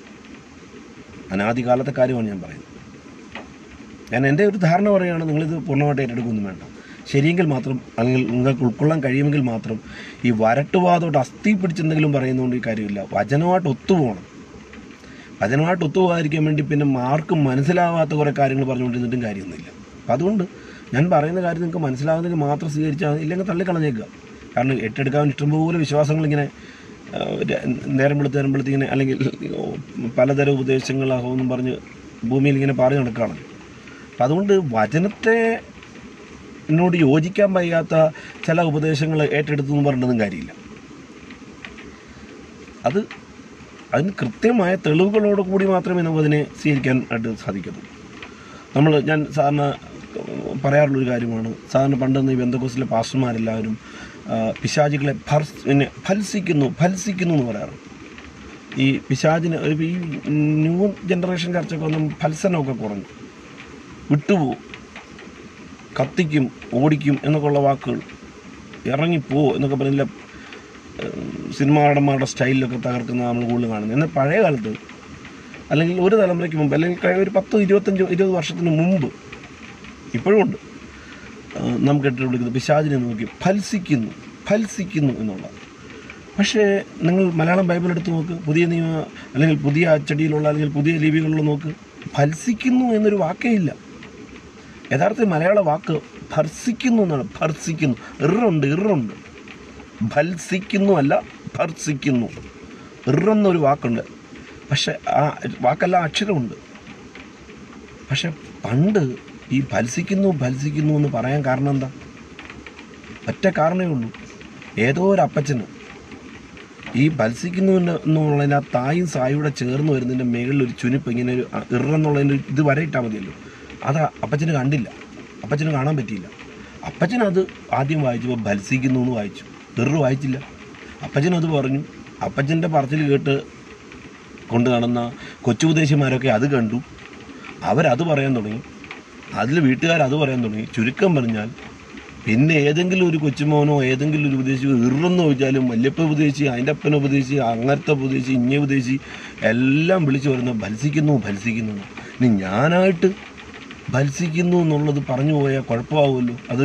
അതൊരു ഉപദേശ സത്യമായിട്ട് അല്ലെങ്കിൽ അടിസ്ഥാന ഉപദേശമായിട്ട് മാറിയിരിക്കുന്ന സ്ഥിതിക്ക് അതിനെ ഇനി മാറ്റിയാൽ എങ്ങനെ? അടിസ്ഥാന ഉപദേശമൊന്നും അല്ല ഇത്. വാക്കിൽ കണ്ണ് കാണാൻ പറ്റാത്തതിന് കുഴപ്പമാണ്, കണ്ണ് ഇരിക്കും പിടിച്ചില്ല, അതുകൊണ്ട് പറ്റിയ കുഴപ്പമാണ്. പക്ഷെ ഇങ്ങനെ പറഞ്ഞ് അതങ്ങ് ശീലമായി. ഒന്ന് നോക്കുക, ഞാൻ മലയാളം ഡിക്ഷണറി എടുത്തു നോക്കി, അതിലും ഭർസിക്കുന്നു എന്ന വാക്കാവുള്ളത്. പക്ഷേ ഇന്നും പഴയ രീതിയിലുള്ള പാരമ്പര്യ സഭകളിലൊക്കെ നമ്മൾ ചെന്ന് നോക്കിയാൽ ഭത്സനമേ ഉള്ളൂ, ഭർസനമില്ല. ഈ പിശാചിനിപ്പം ഭത്സനമൊന്നും തന്നെ വേണമെന്നില്ല, പോകുമെന്ന് പറഞ്ഞാൽ തന്നെ പൊക്കോളൂ. പക്ഷെ ഞാൻ പറഞ്ഞത്, നേരത്തെ ഏതെങ്കിലും ഒരു അപ്പച്ചനോ അല്ലെങ്കിൽ കുറേ തലമുറയായിട്ട് ഞങ്ങൾ അങ്ങനെ കേട്ടുകൊണ്ട് വന്നിരിക്കുന്നത് എന്നെന്നും പറഞ്ഞുകൊണ്ട് ഒരു കാര്യം എടുത്തുകൊണ്ട് പോകരുത്. വചനവുമായിട്ട് അത് പൂർണ്ണമായിട്ട് ഒത്തുപോകണം. ബെരോവയിലെ വിശ്വാസികൾ അവരോട് പ്രസംഗിച്ചത് പൗലോസായിരുന്നു, തീമോത്തിയോസായിരുന്നു, ശീലാസായിരുന്നു, അതുപോലെയൊക്കെയുള്ള പ്രസിദ്ധരായ ആളുകളായിരുന്നു പിന്നെ ബെരോവയിലെ വിശ്വാസികളോട് പ്രസംഗിച്ചത്. ഒത്തിരി അനുഭവങ്ങളുള്ളവരായിരുന്നു. പക്ഷെ അനുഭവമുണ്ട് എന്നൊന്നും പറഞ്ഞിട്ട് അവർ കാര്യമായിട്ടില്ല. ലൂക്കോസ് അപ്പോസ്തല പ്രവൃത്തികൾ എഴുതുമ്പോൾ ബെരോവയിലുള്ള വിശ്വാസികളെ പറ്റി പറയുന്നവർ തെസ്സലോനിക്കയിലുള്ളവരെക്കാൾ ഉത്തമന്മാരായിരുന്നു എന്ന് പറഞ്ഞാൽ അവർക്ക് വണ്ണവും പൊണ്ണവും പിന്നെ വലിയ വീടുണ്ടെന്നുള്ള നിലയിലില്ല. അവർ വചനമെടുത്തിട്ട് അത് അങ്ങനെ തന്നെയോ എന്ന് പരിശോധിച്ചു എന്നാണ് അപ്പോസ്തല പ്രവൃത്തിയിൽ നാം വായിക്കുന്നത്. അതുകൊണ്ട് വചനത്തോട് ചേർന്ന് നിൽക്കുന്ന വെളിപ്പാടുകൾ മാത്രം സ്വീകരിക്കുക. ഞാനീ പറയുന്ന കാര്യവും അതിനകത്ത് കുറച്ച് ഭാവനയും ഒക്കെ വരുന്നുണ്ടെങ്കിലും വചനവുമായിട്ടത് പൊരുത്തപ്പെടുന്നെങ്കിൽ മാത്രം നിങ്ങൾ സ്വീകരിക്കുക, ഇല്ലെങ്കിൽ തള്ളിക്കളയുക. അതുകൊണ്ട് തന്നെയാണ് 3 ദൈവങ്ങൾ ചേർന്ന് ഒരു ദൈവം എന്ന് പറയുന്ന കാര്യത്തിന് വചനത്തിൽ തെളിവില്ല എന്ന് ഈ ഉപദേശം പറയുന്ന ആളുകൾ എല്ലാവരും അനുഭവങ്ങൾ അവിടെ അങ്ങനെ കാണുന്നു, ഇവിടെ ഇങ്ങനെ കാണുന്നു, ആ സമയത്ത് അങ്ങനെ കാണുന്നു, ചില സന്ദർഭത്തിൽ അങ്ങനെ കാണാത്തത് അവർ പറയത്തില്ല. അപ്പം അതുകൊണ്ട് അങ്ങനെയുള്ള തൃത്വ ഉപദേശങ്ങൾ, ഞാൻ തൃത്വത്തിന് എതിരൊന്നുമല്ല, ഞാൻ പറയുന്നതിനകത്ത് ഒരു തൃത്വം വെളിപ്പെടുന്നുണ്ട്. പക്ഷേ എനിക്ക് തൃത്വത്തെ പൊക്കി പിടിക്കാനല്ല എൻ്റെ ജോലി. സത്യദൈവത്തെ എങ്ങനെയാണോ പറയാൻ പറ്റുന്നത് എനിക്കറിയാവുന്ന പോലെ പറയുക എന്നുള്ളതാണ്. അതുകൊണ്ട് ഇന്ന വിശ്വാസ പ്രമാണത്തിൽ അങ്ങനെ ഉണ്ട്, അത് തന്നെയാണ് ശരി എന്ന് ചുമ്മാ പറഞ്ഞു കഴിഞ്ഞാൽ ബൈബിളിൽ അതിന് തെളിവൊന്നുമില്ല. അപ്പോൾ തന്നെ പുത്രൻ പരിശുദ്ധാത്മാവ് എന്നുള്ള ഈ 2 വ്യക്തികളല്ല വ്യക്തിത്വങ്ങളെ അല്ലെങ്കിൽ ആളത്വങ്ങളെ, എന്നാൽ അവർ വ്യക്തികൾ കൂടിയാണ്. അതെങ്ങനെയാണെന്നുള്ളത് ഞാൻ നേരത്തെ ഞാൻ ഒന്നൊരു വീഡിയോയിൽ അതിനെപ്പറ്റി പറഞ്ഞിരുന്നു. ഇപ്പോൾ ഞാൻ കുറച്ച് വിശദമായിട്ട് പറയാൻ ആഗ്രഹിക്കുകയാണ്. അവർ വ്യക്തികൾ കൂടിയാണ്, അവർ ദൈവമാണ്. പക്ഷേ പിതാവായ ദൈവത്തിൽ, ഏകസത്യ ദൈവത്തിൽ അവർ ആളത്വങ്ങളായിട്ടാണ്. മനുഷ്യരിലെ ദേഹി, ആത്മാവ്. അത് ഞാൻ എന്തുകൊണ്ടാണ് മനുഷ്യരെന്ന് പറയുമ്പോൾ എടുത്ത് പറയും, നമ്മളിത് 2 ഉണ്ടല്ലോ, ദേഹി ആത്മാവ്. അതുപോലെ പിതാവായ ദൈവത്തിൽ അല്ലെങ്കിൽ ഈ തേജസ്സേറിയ ആ രൂപത്തിൽ വ്യക്തികളായിട്ടല്ല, ദൈവങ്ങളായിട്ടല്ല, മറിച്ച് ആളത്വങ്ങളായി, എന്നാൽ ദൈവാംശങ്ങളായി തന്നെ. കാരണം അതിന് എടുത്തു പറയട്ടെ, പിതാവിൽ നിന്ന് പുത്രനെയോ, പുത്രനിൽ നിന്ന് പരിശുദ്ധാത്മാവിനെയോ, പരിശുദ്ധാത്മാവിൽ നിന്ന് പിതാവിനെയോ, പരിശുദ്ധാത്മാവിൽ നിന്ന് പുത്രനെയോ തിരിച്ച് മറിച്ച് എങ്ങനെയായാലും നമുക്ക് മാറ്റി നിർത്താൻ പറ്റില്ല, അളവ് പറയാൻ പറ്റില്ല. ഇത്ര പിതാവിൽ ഇത്ര പരിശുദ്ധാത്മാവുണ്ട്, പരിശുദ്ധാത്മാവിൽ ഇത്ര പുത്രനുണ്ടെന്ന് പറയാൻ പറ്റില്ല. പരിശുദ്ധാത്മാവ് തനിയെ വ്യക്തിയായിട്ട് ഭൂമിയിലേക്ക് പോകുന്ന കാര്യമുണ്ട്, പുത്രൻ വ്യക്തിയായി ഭൂമിയിലേക്ക് പോകുന്ന കാര്യമുണ്ട്. ആ സന്ദർഭത്തിൽ അവർ ദൈവം എന്ന് അറിയപ്പെടുന്നു. ആ സന്ദർഭത്തിലും ആ പുത്രനകത്ത് പിതാവ് ഇത്ര ഉണ്ടെന്നും അത് പരിശുദ്ധാത്മാവ് ഇത്ര ഡിഗ്രി ഉണ്ടെന്നും ആ പരിശുദ്ധാത്മാവിൽ പിതാവ് ഇത്ര ഉണ്ടെന്നും പുത്രന് ഇത്ര ഉണ്ടെന്നും നമുക്ക് പറയാൻ പറ്റില്ല. എല്ലായ്പ്പോഴും ഏകസത്യ ദൈവം ഒരേപോലെ തന്നെ വർത്തിക്കുന്നു. പുത്രനൊരു വ്യക്തിയായി നിൽക്കുമ്പോൾ അവൻ ഏകസത്യ ദൈവമായിട്ട് തന്നെയാണ് നിൽക്കുന്നത്. പരിശുദ്ധാത്മാവ് ഒരു വ്യക്തിയായിട്ട് നിൽക്കുമ്പോൾ അവൻ ഏകസത്യ ദൈവമായിട്ട് തന്നെയാണ് നിൽക്കുന്നത്. പിതാവിൽ പക്ഷെ എന്തിനാണ് ഇങ്ങനെ പോകുന്നത്? പിതാവ് അയക്കുകയാണ്. അതായത് പിതാവ് എല്ലായ്പ്പോഴും തൻ്റെ സ്വർഗത്തിൽ തന്നെയാണ്, അവൻ എങ്ങോട്ടും യാത്ര ചെയ്യുന്നില്ല. എന്നാൽ ചില സന്ദർഭത്തിൽ പുത്രനെ അവൻ ഭൂമിയിലേക്ക് അയക്കുന്നുണ്ട്, പരിശുദ്ധാത്മാവിനെ ഭൂമിയിലേക്ക് അയക്കുന്നുണ്ട്. ആ സന്ദർഭത്തിൽ അവർ വ്യക്തികളായി ദൈവമെന്ന നിലയിൽ അവരായിരിക്കുന്നു ഏക സത്യദൈവം. അപ്പം നോക്ക്, പുത്രനൊരു ദൈവം, പരിശുദ്ധാത്മാവ് ഒരു ദൈവം. അപ്പം മൂന്നില്ല, ഇല്ല. തിരിച്ച് പിതാവ് ഒന്നേ ഉള്ളൂ. തിരിച്ച് ഭൂമിയിൽ മാത്രമാണ്, മനുഷ്യരുടെ മുമ്പിൽ വെളിപ്പെടുമ്പോൾ മാത്രമാണ് ആ നിലയിൽ കാണപ്പെടുന്നത്. അവർ തിരിച്ച് പിതാവിലെത്തുമ്പോൾ ഏക സത്യ ദൈവമായിട്ട് തന്നെ കാണാം, ഒറ്റ ദൈവത്തെ കാണാൻ പറ്റും. പക്ഷെ അപ്പോൾ തന്നെ ഒരു പ്രശ്നം, സ്വർഗത്തിൽ നമുക്ക് പരിശുദ്ധാത്മാവിനെ പ്രത്യേകമായി ഭൂമിയിലും കാണാൻ പറ്റില്ല. വ്യക്തികളിൽ മറ്റൊരു വ്യക്തിയായിട്ട്, രൂപമില്ലാത്ത വ്യക്തിയായി പരിശുദ്ധാത്മാവ് പ്രവർത്തിക്കുന്നു. പുത്രൻ ഐഹികമായി ഭൂമിയിൽ മറ്റൊരു വ്യക്തിയായി എല്ലാവർക്കും കാണെ ഭൂമിയിൽ ഇറങ്ങി വന്നു. ഇനി സ്വർഗത്തിൽ നമ്മൾ ചെല്ലുമ്പോൾ പുത്രൻ ഒരു വ്യക്തിയായി തന്നെ പുത്രനെ നമുക്ക് കാണുവാൻ സാധിക്കും. അതാണ് പരിശുദ്ധാത്മാവും പുത്രനും നമ്മൾ വ്യത്യാസം. പുത്രൻ നമുക്ക് ദൈവത്തെ കാണുമ്പോൾ തന്നെ പുത്രനെ ദൈവത്തിൻ്റെ വലത്ത് ഭാഗത്ത് നമുക്ക് കാണുവാൻ സാധിക്കും. പരിശുദ്ധാത്മാവിനെ നമുക്കങ്ങനെ കാണാൻ കഴിയില്ല. പരിശുദ്ധാത്മാവ് ദൈവപുത്രനുള്ളിലും പിതാവായ ദൈവത്തിനുള്ളിലും ഒരേപോലെ തന്നെ ഉള്ളിൽ നമുക്ക് കാണാൻ പറ്റാത്ത നിലയിൽ അകത്ത് വർത്തിക്കുന്നു എന്നാണ് എനിക്കതിനെപ്പറ്റി പറയാനുള്ളത്. ഞാൻ പറഞ്ഞല്ലോ, ഈ ഭാഗം ഞാനിപ്പോൾ അവസാനിപ്പിക്കുകയാണ്. അപ്പോൾ ദൈവം മനസ്സിലാക്കി, ദൈവത്തിനറിയാം, അല്ലെങ്കിൽ ദൈവത്തിൻ്റെ ജ്ഞാനദൃഷ്ടിയിൽ തനിക്കറിയാം, ഈ ഭൂമിയിൽ എന്ത് സൃഷ്ടിപ്പ് നടത്തണമെങ്കിലും തിന്മ സൃഷ്ടിച്ചേ പറ്റൂ. തിന്മയും താൻ സൃഷ്ടിച്ചിട്ടുണ്ട്. തിന്മയും കൂടെ ചേർന്നാണ് പ്രപഞ്ചത്തെ സൃഷ്ടിക്കുന്നത്. പക്ഷേ ഈ തിന്മ ഒരു സൃഷ്ടിയാണ്, ദൈവത്തിൻ്റെ സൃഷ്ടിയാണ് തിന്മ. ദൈവത്തിൻ്റെ സൃഷ്ടിയാണ് ദൂതൻ. ദൈവത്തിൻ്റെ സൃഷ്ടിയാണ് മനുഷ്യൻ. അപ്പോൾ സൃഷ്ടിയായതുകൊണ്ട് സൃഷ്ടിയിൽ പ്രവേശിക്കും, സൃഷ്ടാവിൽ പ്രവേശിക്കില്ല. അപ്പോൾ സൃഷ്ടിയായിരിക്കുന്ന ദൂതനിൽ ദൈവസൃഷ്ടിയായിരിക്കുന്ന തിന്മ പ്രവേശിക്കും. സൃഷ്ടിയായിരിക്കുന്ന മനുഷ്യനിൽ ദൈവസൃഷ്ടിയായിരിക്കുന്ന തിന്മ പ്രവേശിക്കും. അത് പ്രവേശിക്കാതിരിക്കത്തക്ക നിലയിൽ വാതിലുകൾ അടച്ചു വെക്കാൻ, അതിനുള്ള സാഹചര്യങ്ങൾ ഉളവാകാതിരിക്കാൻ ദൈവം കൃത്യമായ കൽപ്പനകൾ കൊടുത്തിട്ടുണ്ട്, അധികാരങ്ങൾ കൊടുത്തിട്ടുണ്ട്. ഞങ്ങളുടെ വാഴ്ച കാത്തു സൂക്ഷിക്കാത്ത ദൂതന്മാരെന്നാണ് തെറ്റിപ്പോയ ദൂതന്മാരെ കുറിച്ച് പറയുന്നത്. അപ്പം എല്ലാവർക്കും ദൈവം ചില റൂൾസ് ആൻഡ് റെഗുലേഷൻസ് എന്നൊക്കെ പറയുന്ന പോലെ ചട്ടങ്ങളും നിയമങ്ങളൊക്കെ ദൈവം കൊടുത്തിട്ടുണ്ട്. പക്ഷെ അപ്പോൾ തന്നെ ദൈവത്തിന് വ്യക്തമായിട്ടറിയാം തിന്മയ്ക്ക് മനുഷ്യൽ പ്രവേശിക്കാൻ സാധിക്കും, തിന്മയ്ക്ക് ദൂതനിൽ പ്രവേശിക്കാൻ സാധിക്കും. അതുകൊണ്ട് തന്നെ ഭൂരിപക്ഷം ദൂതന്മാരും ദൈവത്തിൻ്റെ കൽപ്പനകൾ അനുസരിച്ച് തിന്മയെ പ്രവേശിപ്പിക്കാതെ തങ്ങളെ ആക്കി വച്ചിരിക്കുന്ന വഴികളിൽ സൂക്ഷിച്ച് ജീവിക്കുമ്പോൾ തന്നെ ചില ദൂതന്മാർ, അത് മൂന്നിലൊന്ന് ദൂതന്മാരായിക്കൊള്ളട്ടെ, അവരിലേക്ക് തിന്മയെ അവർ ഉൾക്കൊള്ളും. അവരുടെ ഉള്ളിൽ തിന്മ വന്നു കഴിയുമ്പോൾ ആ തിന്മ അവരുടെ ഉള്ളിൽ മുഴുത്ത് പാപമായി, നെകളമായി, അഹങ്കാരമായി, ദൈവവിരോധമായി, ദൈവത്തോടുള്ള മത്സരമായി മാറുമെന്ന് ദൈവത്തിനറിയാം ആരംഭത്തിൽ അവരെ സൃഷ്ടിക്കുന്നതിന് മുമ്പ്. അതുപോലെ തന്നെ തൻ്റെ സൃഷ്ടിയായിരിക്കുന്ന മനുഷ്യനിൽ, ഏതെന്തോട്ടത്തിൽ അവർ എത്ര കാലം ഉണ്ടെന്ന് നമുക്ക് അറിഞ്ഞുകൂടാ, എന്നാൽ ഒരു ദിവസം തിന്മയ്ക്ക് മനുഷ്യനിലും പ്രവേശിക്കാൻ കഴിയും. തിന്മയുടെ രൂപമായിരിക്കുന്ന, അല്ലെങ്കിൽ തിന്മയെ ആൾറെഡി പ്രവേശിപ്പിച്ച് ദൈവത്തോട് തെറ്റ് ചെയ്ത സാത്താൻ പാമ്പിൻ്റെ രൂപത്തിൽ, സർപ്പത്തിൻ്റെ രൂപത്തിൽ ഈ മനുഷ്യൻ്റെ അടിയിലേക്ക് ചെന്നിട്ട് അവനെ തിന്മയിലേക്ക് കൊണ്ടുപോകുമെന്നും ദൈവത്തിനറിയാം. അപ്പം ഞാൻ മുമ്പേ പറഞ്ഞതുപോലെ, അപ്പോൾ എന്ത് ചെയ്യണം? ഇത് ഇങ്ങനെ സൃഷ്ടിക്കരുത്. എന്നാൽ ദൈവം പ്രപഞ്ചത്തെ സ്നേഹിച്ചു, ലോകത്തെ സ്നേഹിച്ചു. ലോകത്തെ സ്നേഹിച്ചു എന്ന് പറഞ്ഞാൽ ആ ലോകത്തിനകത്ത് നിങ്ങളോട് വചനം പറയുന്ന ഞാനും കേൾക്കുന്ന നിങ്ങളുമുണ്ട്. ഇതിൻ്റെ വചനം പറയുന്നത് എന്താ? തൻ്റെ ഏകജാതനായ പുത്രനിൽ വിശ്വസിക്കുന്ന ഏവനും നശിച്ചു പോകാതെ നിത്യജീവൻ പ്രാപിക്കേണ്ടതിന് അവനെ നൽകുവാൻ തക്കവണ്ണം ദൈവം ലോകത്തെ സ്നേഹിച്ചു. തൻ്റെ ഏറ്റവും അടുത്ത തൻ്റെ ആ ആത്മാംശമാണ് പുത്രൻ, തൻ്റെ ഉള്ളിലുള്ളതാണ് പുത്രൻ. ആ പുത്രനെ ഗൗനിക്കാതെ അവൻ വേണ്ട എനിക്ക്, അല്ലെങ്കിൽ അവൻ വേണ്ടെന്ന് പറഞ്ഞാൽ അവൻ മരിക്കട്ടെ, അവൻ ഇല്ലാതെ ആകട്ടെ. അവൻ്റെ മരണം തൻ്റെ മരണമാണ് യഥാർത്ഥത്തിൽ. വ്യക്തിയായിട്ട് വേറൊരു വ്യക്തിയായിട്ട് ഇല്ലെങ്കിൽ താൻ തന്നെ മരിക്കുന്നത് തുല്യമാണ്. അങ്ങനെ ചെയ്താൽ പ്രപഞ്ചം ഇല്ലാതാവും. സൃഷ്ടാവ് മരിച്ചാൽ പിന്നെ സൃഷ്ടിയില്ലല്ലോ. അപ്പോൾ ദൈവത്തിൻ്റെ ജ്ഞാനത്തിൽ താൻ മരിക്കാൻ പറ്റില്ല. പക്ഷെ തനിക്ക് പകരം തൻ്റെ അംശം മരിക്കണം. താൻ തന്നെ മരിക്കുന്ന പോലെ തൻ്റെ ജീവാംശം മരിക്കണം. അത് പക്ഷേ തന്നിൽ തന്നെ ഇരുന്ന് മരിക്കാൻ പറ്റില്ല. അവനെ മറ്റൊരു വ്യക്തിയാക്കി അവനെ മരിക്കണം, അവനെ കൊല്ലണം, അവൻ്റെ രക്തം മൂലം ഈ പ്രപഞ്ചത്തെ വീണ്ടെടുക്കണം. ദൈവത്തിൻ്റെ പരിഹാരം അതാ. കാരണം അപ്പം അതുകൊണ്ടാണ് അവനെ നൽകാൻ തക്കവണ്ണം തൻ്റെ പുത്രനെ തൻ്റെ ഉള്ളിലെ ആത്മാംശമായി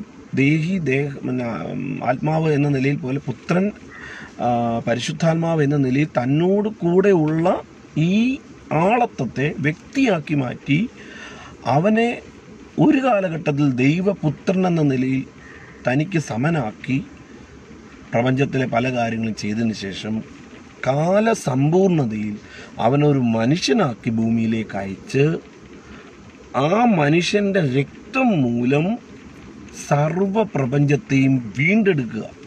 അപ്പോൾ ഒരു കാര്യം ചോദിക്കും, ദൂതന്മാരെയും അപ്പോൾ വീണ്ടെടുക്കുമോ? ആ ചോദ്യത്തിന് മറുപടി എനിക്ക് അറിയില്ല. എനിക്ക് മനുഷ്യൻ്റെ കാര്യം മാത്രമേ പറയാനായിട്ട് സാധിക്കുന്നുള്ളൂ. കാരണം ഞാനൊരു മനുഷ്യനാണ്. മനുഷ്യൻ്റെ വീണ്ടെടുപ്പിനെ പറ്റി പറയുന്നതാണ് വേദപുസ്തകം. ദൂതൻ്റെ കാര്യം എന്താണ് ചെയ്യാൻ പോകുന്നത് ദൈവത്തിന് മാത്രമേ അറിയത്തുള്ളൂ. ചില വലിയ ജ്ഞാനികളെ പോലെ അവസാനം ദൂതന്മാരെ കൂടെ ഈ പിശാചിനെയും കൂടെ സ്വർഗത്തിലേക്ക് എടുക്കുമെന്നൊക്കെ പറഞ്ഞു വരാനുള്ള അതിയെപ്പറ്റി പറയാൻ എനിക്ക് അറിഞ്ഞുകൂടാ. അത് ദൈവം എന്താ ചെയ്യുന്നതെന്നുള്ളത് എനിക്ക് ഒരു ജ്ഞാനവും ഇല്ല, ഇതുമാത്രം ജ്ഞാനമൊന്നുമില്ല. എങ്കിലും മനുഷ്യൻ്റെ വീണ്ടെടുപ്പിൻ്റെ കാര്യം മാത്രമാണ് ഞാൻ പറയുന്നത്.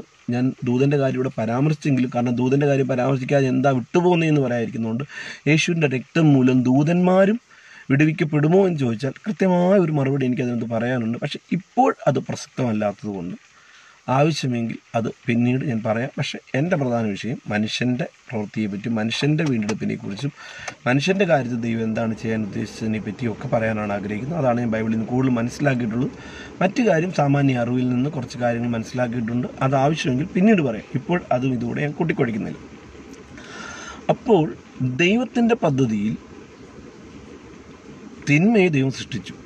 തിന്മ കൂടെ ഉണ്ടെങ്കിലേ പ്രപഞ്ചത്തെ സൃഷ്ടിക്കാൻ പറ്റുള്ളൂ. അപ്പോൾ ചിലർ ചോദിക്കും, തിന്മയില്ലാതെ ദൈവത്തിന് സൃഷ്ടിച്ചുകൂടായോ എന്ന് ചോദിച്ചാൽ, കണ്ണ് മുമ്പിൽ കാണുന്ന കാര്യങ്ങൾ ഇല്ലയെന്ന് പറഞ്ഞിട്ട് കാര്യമുണ്ട്. ഇവിടെ ഏത് കാര്യം സൃഷ്ടിച്ച് നോക്കുക, നിങ്ങൾക്ക് സ്വയമായിട്ട് എന്ത് സൃഷ്ടിച്ച് നോക്കുക. എവിടെയെങ്കിലും ആരെങ്കിലും ഉണ്ടാക്കി വെച്ചിരിക്കുന്ന എടുത്ത് വെക്കുന്ന കാര്യമില്ല. എന്ത് നിങ്ങൾ സൃഷ്ടിക്കുക, അതിനകത്തൊരു തിന്മയുണ്ട്.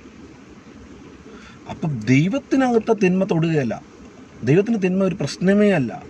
അവൻ ഈ വികാരത്താലുള്ള ഗതിഭേദമോ ആച്ഛാദനമോ അങ്ങനെയുള്ള ഒന്ന് കാണുമ്പോഴത്തേക്ക് ഉടനെ അവൻ്റെ അങ്ങനെയുള്ള ചിന്താഗതി ഒന്നുമില്ല. കാരണം അവൻ എല്ലാത്തിനും അതീതനാണ്. പക്ഷെ മനുഷ്യനിൽ ഇത് വരാൻ കാരണം, മനുഷ്യനിൽ തിന്മ തൊടുന്നത് എന്തുകൊണ്ടാണ്? ദൂതനെ തിന്മ തൊടുന്നത് എന്താ? തിന്മ ദൈവസൃഷ്ടിയാണ്, മനുഷ്യനും ദൈവസൃഷ്ടിയാണ്, ദൂതനും ദൈവസൃഷ്ടിയാണ്.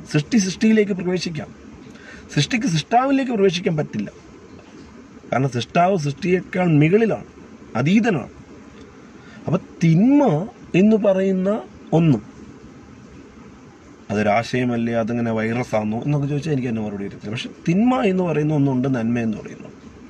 അപ്പം തിന്മ മനുഷ്യനിലേക്ക് പ്രവേശിച്ചവനെ പാപിയാക്കി മാറ്റും. തിന്മ ആൾറെഡി ഉപയോഗിക്കാനായിട്ട് പിന്നീട് തിന്മ ഉള്ളിലേക്ക് ഏറ്റെടുത്ത ലൂസിഫർ അഥവാ സാത്താൻ മനുഷ്യനെ അതിലേക്ക് കൊണ്ടുവരും. സർപ്പത്തിൻ്റെ വേഷത്തിൽ നിന്നൊക്കെ ദൈവത്തിനറിയാം. എപ്പോഴാ അവർ ഏതൻ തോട്ടത്തിൽ അവരെ സൃഷ്ടിച്ച് വെച്ചിട്ട് തോട്ടം കാപ്പിക്കാൻ ഏൽപ്പിച്ചു പോകുമ്പോഴല്ല, പ്രപഞ്ചത്തെ സൃഷ്ടിക്കുന്നതിന് മുമ്പ്, ലോകസ്ഥാപനത്തിന് മുമ്പ് എന്നുള്ള വാക്കാണ് അവിടെ രേഖപ്പെടുത്തിയിരിക്കുന്നത്. പ്രപഞ്ചത്തെ സൃഷ്ടിക്കുന്നതിന് മുമ്പ്. അപ്പോൾ ദൈവത്തിൻ്റെ പദ്ധതി എന്താണ്? ദൈവം തീരുമാനിച്ചു. അപ്പോൾ നോക്കണം, പുത്രനെ തൻ്റെ ഉള്ളിലുള്ള ഒന്നിനെ ദൈവത്തിന് ഉണ്ടാക്കാൻ പറ്റില്ല. ഈ അരിയൂസിൻ്റെ വാദം എന്നൊക്കെ പറയുന്ന ആളുകളുണ്ട്. ഏതൊരു വേദപണ്ഡിതൻ നിത്യ വിശ്വാസ പ്രമാണം ഉണ്ടാകാനുള്ള കാരണം തന്നെ, ഞാൻ നിത്യ വിശ്വാസ പ്രമാണത്തിൻ്റെ ആളല്ല, അതിനകത്ത് ഒത്തിരി പൊരുത്തക്കേടുണ്ട്, അതുകൊണ്ട് തന്നെ ഞാൻ അംഗീകരിക്കാൻ തയ്യാറല്ല. കാരണം വചനം ഉള്ളപ്പോൾ വെറുതെ എന്തിനാ പ്രമാണത്തിൻ്റെയൊക്കെ പുറകെ ഓടുന്നത്? ദൈവവചനം കൃത്യമായിട്ട് നമുക്ക്, അത് നമ്മളുടെ സ്വത്തല്ലേ, ആ സ്വത്തിനെ കളഞ്ഞിട്ട് വേറെ ഒന്നിൻ്റെ പുറകെ ഓടിയാൽ, അതിനെ പിടിച്ച് തൂങ്ങാൻ പോയാൽ അത് മറ്റ് ചില പ്രശ്നങ്ങളിലേക്ക്, പറഞ്ഞില്ലേ, ബേസ് വിട്ടുള്ള ഒരു പരിപാടിക്കും ഒരു ദൈവവേദിലും പോകരുത്. പോയാച്ച പ്രശ്നങ്ങൾ വേറെയാണ്. നിത്യവിശ്വാസ പ്രമാണത്തിൽ ചില പൊരുത്തക്കേടുകളുണ്ട്. ആ പൊരുത്തക്കേടുകളെ പറ്റി ഞാൻ ആൾറെഡി കുറച്ച് പറഞ്ഞിട്ടുണ്ട്. ഇപ്പം തന്നെ മറിയാമിൽ നിന്ന് മാംസം ധരിക്കുന്നുള്ള കാര്യത്തെപ്പറ്റി അതൊരു വലിയ പൊരുത്തക്കേടാണെന്നുള്ളത് അത് നിത്യവിശ്വാസ പ്രമാണത്തിൻ്റെ 2ാം പാർട്ടിൽ പറയുന്നൊരു കാര്യമാണ്. അപ്പോൾ അതിൽ ചില കാര്യങ്ങൾ കറക്റ്റാണ് എന്ന് കരുതി അതിൽ കയറി തൂങ്ങിയാൽ അതിലെ തെറ്റുകളെ എതിർക്കാൻ പറ്റാണ്ട് വരും. അപ്പം അതുകൊണ്ട് അങ്ങനെയുള്ള പ്രമാണങ്ങളൊക്കെ അങ്ങ് മാറിയിരിക്കട്ടെ. ബൈബിളിൽ എന്താണോ പറയുന്നത് അത് മാത്രം ഞാൻ അംഗീകരിക്കുന്നു. അത് മാത്രം ഞാൻ വിശ്വസിക്കുന്നു. അപ്പോൾ ഞാൻ പറഞ്ഞു വന്നത്, ഈ തിന്മ ഇല്ലാണ്ട് ദൈവത്തിന് സൃഷ്ടിക്കാൻ പറ്റില്ല. പക്ഷെ ദൈവത്തെ തിന്മ തൊടുകയല്ല. അപ്പം ദൈവം അതിനുള്ള പരിഹാരം കണ്ടെത്തുക എന്ന് പറയുന്നത് ഒരു ബലി നടക്കണം. ആ ബലിക്ക് ആരുണ്ട്? മനുഷ്യൻ സൃഷ്ടിക്കപ്പെട്ടിട്ടില്ല, പ്രപഞ്ചം ഉണ്ടായിട്ടില്ല, ദൂതന്മാർ സൃഷ്ടിക്കപ്പെട്ടിട്ടില്ല. അപ്പോൾ ദൈവത്തിന് എന്ത് ചെയ്യാൻ കഴിയും? ഇതിൻ്റെ പരിഹാരം ഉണ്ടാക്കിയവൻ തന്നെ വില കൊടുക്കണം. ഉണ്ടാക്കിയ ആൾ തന്നെ ഇതിന് വില കൊടുക്കണം. അപ്പോൾ ഇവിടെ ഏക സത്യ ദൈവം, ഒരേ ഒരു ദൈവം, തേജസ്സേറിയ രൂപം, തന്നിൽ രണ്ടാളത്വങ്ങൾ. താൻ മരിച്ചാലേ ഇതിന് പരിഹാരം ഉണ്ടാവുക. താൻ ഇല്ലാണ്ടാവുമ്പോൾ, സൃഷ്ടാവില്ലാതാവുമ്പോൾ സൃഷ്ടിയും സ്വാഭാവികമായിട്ട് ഇല്ലാതാവും. അപ്പം എന്ത് ചെയ്യും? ദൈവത്തിൻ്റെ ജ്ഞാനമാണ് ക്രിസ്തു. അത് ഞാൻ പിന്നീട് പറയാം.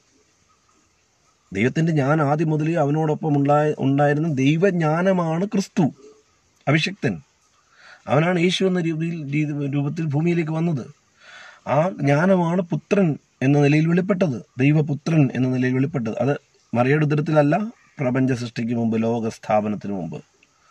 അപ്പോൾ ദൈവത്തിൻ്റെ പദ്ധതി ഒരു വ്യക്തി ഉണ്ടാവണം. ഉണ്ടാവുമ്പോൾ തന്നെ എന്ത് ചെയ്യണം? സൃഷ്ടിയാവരുത്. ദൈവത്തിന് ദൈവപുത്രൻ എന്ന് പറയുന്ന ഒരാളെ സൃഷ്ടിക്കാം.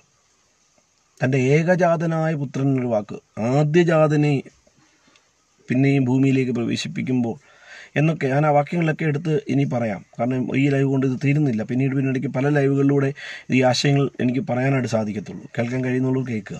അപ്പോൾ ഏകജാതനായ പുത്രൻ, അങ്ങനെ ഒരു പുത്രൻ. പിന്നീട് പറയും ദൈവത്തിൻ്റെ പുത്രന്മാർ ഓരോരുത്തരെയും പുത്രന്മാരില്ലേ, അല്ലെങ്കിൽ ഇസ്രായേലിൻ്റെ ആദ്യപുത്രൻ. അതുപോലല്ല, ഏകജാതനായ പുത്രൻ. അതുപോലെ തന്നെ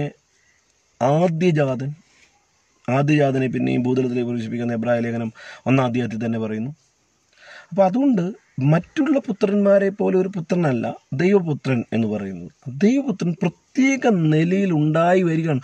ഉളവായി വന്നു എന്നാണ് ശരിയായ വാക്ക്. ഉളവായി വന്നു. ഇപ്പം എങ്ങനെ ഉളവാക്കുക എന്ന് പറയും? ഇപ്പം സൃഷ്ടിക്കാം. പക്ഷെ സൃഷ്ടിച്ചാൽ എന്താ? സൃഷ്ടിയായി പോവും. പുത്രൻ സൃഷ്ടിയല്ല, എന്നാൽ ഉളവായി വന്നതാണ്. അപ്പം ദൈവത്തിൽ നിന്ന് തന്നെ ഉളവായി വന്നു എന്ന് പറയാം. ഇനി അതല്ലെങ്കിൽ ഇതിപ്പോൾ നിങ്ങളിതിനെ അംഗീകരിക്കരുത്, ഞാൻ എടുത്തു പറയുന്നതിനെ അംഗീകരിക്കരുത്. ഇതിപ്പോൾ നോക്കുക, ഒറ്റ പേപ്പറാണ്. ഇതിനകത്ത് ചില പ്രശ്നങ്ങളുണ്ട്. പക്ഷേ ഈ പേപ്പർ നോക്കുക,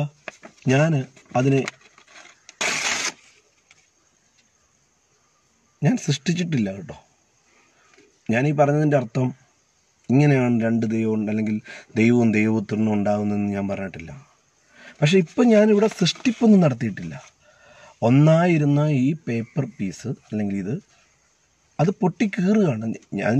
എൻ്റെ കൈയുടെ ശക്തി അതിൽ ഞാൻ ഉപയോഗിച്ചിട്ടുണ്ട്. പക്ഷെ ഞാൻ സൃഷ്ടിക്കാതെ തന്നെ ഇപ്പോൾ ഒന്നല്ല 2 ഇവിടെ കാണാനുണ്ട്. അപ്പോൾ ഒരു കാര്യം ഓർക്കണം, അപ്പോൾ 2 ദൈവമുണ്ടോ? ഇങ്ങനെയാണോ ഉണ്ടായി വന്നത്? എനിക്കറിഞ്ഞുകൂടാ. ദൈവത്തിന് സൃഷ്ടിപ്പല്ലാത്ത നിലയിൽ ദൈവപുത്രനെ ഉളവാക്കാൻ കഴിയും. അല്ലെങ്കിൽ ദൈവത്തിന് ഈ നിലയിൽ 2ആയി മാറാൻ കഴിയും. അപ്പോൾ തന്നെ ഓർക്കണം, ഞാൻ മനുഷ്യനായതുകൊണ്ട് ഞാനിതിനെ 2ആയിട്ട് പിളർത്തിയപ്പോൾ ഇതൊരു പക്ഷേ സംതിങ് അല്പം വലിയ പീസ്, ഇത് ഇച്ചിരി ചെറിയ പീസ്. ഇങ്ങനെയല്ല. ഈ ഒന്നാമത്തെ രൂപത്തിൽ എന്തെല്ലാം ഉണ്ടോ അതേപോലെ അതിൻ്റെ തനി പകർപ്പാണ് രണ്ടാമത്തത്. അപ്പോൾ തന്നെ ഓർക്കണം, ഇത് മറ്റൊരു ദൈവമല്ല, ഇത് ദൈവപുത്രനാണ്. ദൈവപുത്രൻ. പക്ഷേ ഈ ദൈവപുത്രന് ഞാൻ ഈ പേപ്പർ വെച്ച് മനസ്സിലാക്കണമല്ലോ, ഇത് പിതാവായ ദൈവം ഒറ്റ ഏക സത്യ ദൈവമായിട്ടിരിക്കുമ്പോൾ ഇതിനുള്ളിലുള്ളതാണ് പുത്രൻ എന്ന ആളത്വം, പരിശുദ്ധാത്മാവെന്ന ആളത്വം, തേജസ്സേറിയ രൂപം. ഇത് പേപ്പറാണെന്ന് വിചാരിച്ചോളാം. ആ തേജസ്സേറിയ രൂപത്തെ നിങ്ങൾ കാണും. രൂപത്തെ മനുഷ്യന് കാണാൻ പറ്റില്ല. ഈ പേപ്പറിൻ്റെ കാര്യമല്ല പറഞ്ഞാൽ എന്നെ മനസ്സിലാക്കാൻ കഴിയുമല്ലോ. എനിക്ക് എൻ്റെ പരിമിതികളുണ്ട്, എങ്കിലും ഞാൻ പറയുക. പക്ഷേ ദൈവത്തിന് ഈ പ്രപഞ്ചത്തെ നിർമ്മിക്കുമ്പോൾ തിന്മ മനുഷ്യനെ സ്വാധീനിക്കും, ദൂതനെ സ്വാധീനിക്കും, ലോകം നശിക്കും എന്ന് ദൈവത്തിന് ആരംഭത്തിലേ അറിയാം. അതുകൊണ്ട് ഒരു ബലി നൽകാൻ ദൈവം ആഗ്രഹിക്കും. സൃഷ്ടാവ് മരിക്കാൻ ആഗ്രഹിക്കും. സൃഷ്ടാവ് മരിച്ചാൽ സൃഷ്ടിയില്ലാണ്ടാവും. അപ്പോൾ അതുകൊണ്ട് ദൈവത്തിൻ്റെ ജ്ഞാനത്തിൽ ദൈവത്തിൻ്റെ ജ്ഞാനത്തെയാണ് നമ്മൾ ക്രിസ്തു എന്ന് വിളിക്കുന്നത്. ആ ഭാഗത്തിലേക്ക് ഞാൻ പിന്നെ വരാം. ദൈവത്തിൻ്റെ ജ്ഞാനത്തിൽ ഒരു വ്യക്തി ഉണ്ടായി വരണം, എന്നാൽ അത് സൃഷ്ടിയാവരുത്. സൃഷ്ടിയായാൽ ദൈവത്തിൻ്റെ സൃഷ്ടിയായിരിക്കുന്ന തിന്മയെ തോൽപ്പിക്കാൻ ആ സൃഷ്ടിക്ക് പറ്റില്ല. അപ്പോൾ സൃഷ്ടിയാവരുത് എന്നാൽ സകലത്തിലും ദൈവരൂപമായിരിക്കുന്ന, സർവത്തിനും ദൈവത്തിന് സമനായിരിക്കുന്ന മറ്റൊരു വ്യക്തി. അങ്ങനെയാണ് പുത്രൻ്റെ ജനനം. ഉളവാക്കിയതാണ്, ഉണ്ടാക്കിയതല്ല, ഉളവായി വന്നതാണ്. അത് ഞാനീ പറഞ്ഞ പോലെ രണ്ടായി മാറിയതാവാം. അഥവാ ദൈവത്തിന് എന്തും കഴിയുമെന്നുള്ളത് കൊണ്ട് ദൈവം അങ്ങനെ ചെയ്തതാവാം. പക്ഷെ എടുത്തെടുത്ത് ഞാൻ പറയുന്നു, ഉണ്ടാക്കിയതല്ല, സൃഷ്ടിയല്ല, ഉളവായി വന്നതാണ്. അത് ഞാൻ ഈ പറഞ്ഞ രീതിയിൽ അല്ല ആവണമെന്നില്ല. ഞാൻ മനുഷ്യന് ഇപ്പം ഞാൻ ഒന്നായിരുന്ന ഇതിനെ രണ്ടായി കാണിച്ചതുപോലെ ഞാൻ സൃഷ്ടിച്ചില്ല. ദൈവത്തിൻ്റെ ശക്തിയാൽ അത് സാധിച്ചു എന്ന് മാത്രമേ ഞാൻ പറയുന്നു. ഇതല്ല ആ വ്യക്തി യഥാർത്ഥത്തിൽ പിതാവായ ദൈവത്തിൽ അനാദികാലം മുമ്പേ ആ ഉള്ളിലുള്ളവൻ. പക്ഷെ പ്രപഞ്ച സൃഷ്ടിക്ക് മുമ്പ് ഒരു വ്യക്തിയെ ഉളവാക്കി.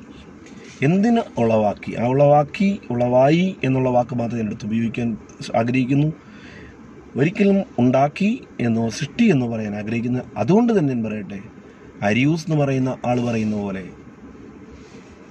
ഉണ്ടാക്കപ്പെട്ടതുകൊണ്ട് പുത്രൻ കുറെ കാലത്ത് ഇല്ലാതിരുന്നു, പുത്രനില്ലാതിരുന്ന ഒരു കാലഘട്ടം ഉണ്ടായിരുന്നു എന്ന് ഞാൻ പറയുന്നത് നിങ്ങൾ ചിന്തിക്കുക. കാരണം ചില ആളുകൾ പകുതി കേട്ടേച്ച് പുള്ളി മറ്റേ ആശയത്തിൻ്റെ ആളാ എന്നൊക്കെ വിളിച്ചു പറയും. എനിക്ക് അങ്ങനെയുള്ളവരോട് തർക്കിച്ചുകൊണ്ടിരിക്കാൻ നേരമില്ല. ചിലപ്പം നമുക്ക് ദേഷ്യം വരും. എന്താണ് പറയുന്നത് പോലും കേൾക്കാണ്ട് അവിടെ ഇവിടെ എന്തെങ്കിലും കേട്ടിരുന്ന് പറയും. നോക്കുക, ഞാൻ ഈ പറഞ്ഞതിനനുസരിച്ച് പുത്രൻ എന്നും പിതാവിലുണ്ട്. ഒരു വ്യക്തിയായിട്ടല്ല, ആളത്വമായി. പരിശുദ്ധാത്മാവും അങ്ങനെ തന്നെ. പക്ഷേ ലോകസ്ഥാപനത്തിന് മുമ്പ് തന്നെ പ്രപഞ്ചത്തിൽ എന്ത് സംഭവിക്കാൻ പോകുന്നു എന്ന് ദൈവം മനസ്സിലാക്കിക്കൊണ്ട് അവൻ്റെ ജ്ഞാനത്താൽ പുത്രനെ ഉളവാക്കി. സൃഷ്ടിയല്ല. എന്തിനാണ്? ഈ പുത്രനും പിതാവും തമ്മിലുള്ള വ്യത്യാസം എന്താണ്? ഇപ്പം ഞാൻ ഈ ഇത് രണ്ടാക്കി എടുത്തപ്പോൾ ഇതിനകത്ത് ചില പോരായ്മയുണ്ട്. ദൈവത്തിന് ആ പോരായ്മയില്ല. അത് നിങ്ങൾ ചിന്തിക്കണം. എനിക്ക് പറഞ്ഞു തരുന്നതിന്, മനസ്സിലാക്കിച്ച് തരുന്നതിന് എൻ്റെ പോരായ്മയാണ്, അത് എൻ്റെ ബലഹീനതയാണ്, എൻ്റെ കഴിവില്ലായ്മയാണ്. ദൈവത്തിന് അതില്ല. അപ്പം ഞാൻ പറഞ്ഞു വരട്ടെ, ഈ പുത്രന് ആയിരിക്കുന്ന, അല്ലെങ്കിൽ ഞാൻ ഈ പറഞ്ഞ നിങ്ങൾ ആദ്യം മുതൽ കാണുന്നവർക്ക് അറിയാമല്ലോ, ഇത് മാത്രം എടുത്ത് കട്ട് ചെയ്ത് വല്ലവരും ഇടുകയാണെങ്കിൽ വേണ്ടത്തൊക്കെ വേണമെങ്കിൽ പറയാം. ഈ പുത്രനായവന് ഈ ആദ്യ രൂപത്തിൽ നിന്ന് എന്ത് വ്യത്യാസമാണ്? അപ്പം നിങ്ങളൊരു വലിപ്പ വ്യത്യാസം, അത് എൻ്റെ കയ്യിലെ കുഴപ്പം കണ്ടോ? പക്ഷേ ഇതിൽ നിങ്ങൾ നോക്ക്, ഇതിൻ്റെ എല്ലാ അംശവും ഇതിലും ഇല്ലേ?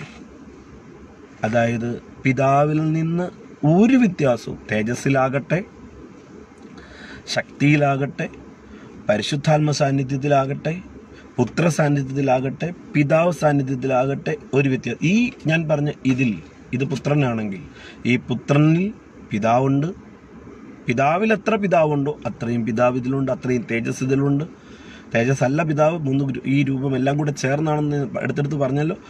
എന്നാൽ സാമാന്യമായിട്ട് പറയട്ടെ, പിതാവ്, പുത്രൻ, പരിശുദ്ധാത്മാവ്, ഈ മൂന്നവസ്ഥകൾ, ആ തേജസ്സേറിയ രൂപം, പുത്രൻ, പരിശുദ്ധാത്മാവ് എന്ന ആളത്വം. ഇതാ പിതാവെന്ന ആ തേജസ്സേറിയ രൂപം, അതിലുള്ള പുത്രൻ, പരിശുദ്ധാത്മാവ് എന്ന ആളത്വം. രണ്ടും എല്ലാ അർത്ഥത്തിലും എല്ലാ നിലയിലും ഒന്ന് തന്നെ. രണ്ട് ദൈവം ഇപ്പോൾ ഉണ്ടോ? ഇവിടെ കാണിക്കാനുണ്ടോ? ഇല്ല. ഇതാണ് പിതാവ്, ഇതാണ് ഏകസത്യ ദൈവം. ആ ഏകസത്യ ദൈവത്തിൻ്റെ തനി പകർപ്പ്. പക്ഷേ ഇത് പുത്രൻ, ദൈവപുത്രൻ. ഈ പ്രപഞ്ചത്തിൻ്റെ തൻ്റെ പ്രവർത്തനത്തിൻ്റെ അവസാന സ്റ്റേജിൽ ഈ പുത്രൻ പിതാവിൽ അടങ്ങും. രാജ്യം പിതാവിനെ ഏൽപ്പിക്കുമെന്ന് നിത്യത ആരംഭിക്കുമ്പോൾ, ഇനി വരാൻ പോകുന്ന നിത്യത ആരംഭിക്കുമ്പോൾ, തൻ്റെ ഭരണകാലമെല്ലാം കഴിഞ്ഞ് സകല കാര്യങ്ങളും ക്രമീകരിച്ച ശേഷം പുത്രൻ പിതാവിന് കീഴ്പ്പെട്ടിരിക്കുമെന്ന് പറയുമ്പോൾ പിതാവിനുള്ളിൽ പുത്രൻ ഒതുങ്ങിയിരിക്കുമെന്ന് ഞാൻ വിശ്വസിക്കുന്നു. എന്നാൽ ആ കാര്യത്തിനൊരു പക്ഷേ ചിലപ്പോൾ പുത്രനായി തന്നെ തുടരുമായിരിക്കാം, എനിക്കറിയില്ല. പക്ഷെ ഒരു കാര്യം ഞാൻ പറയാം,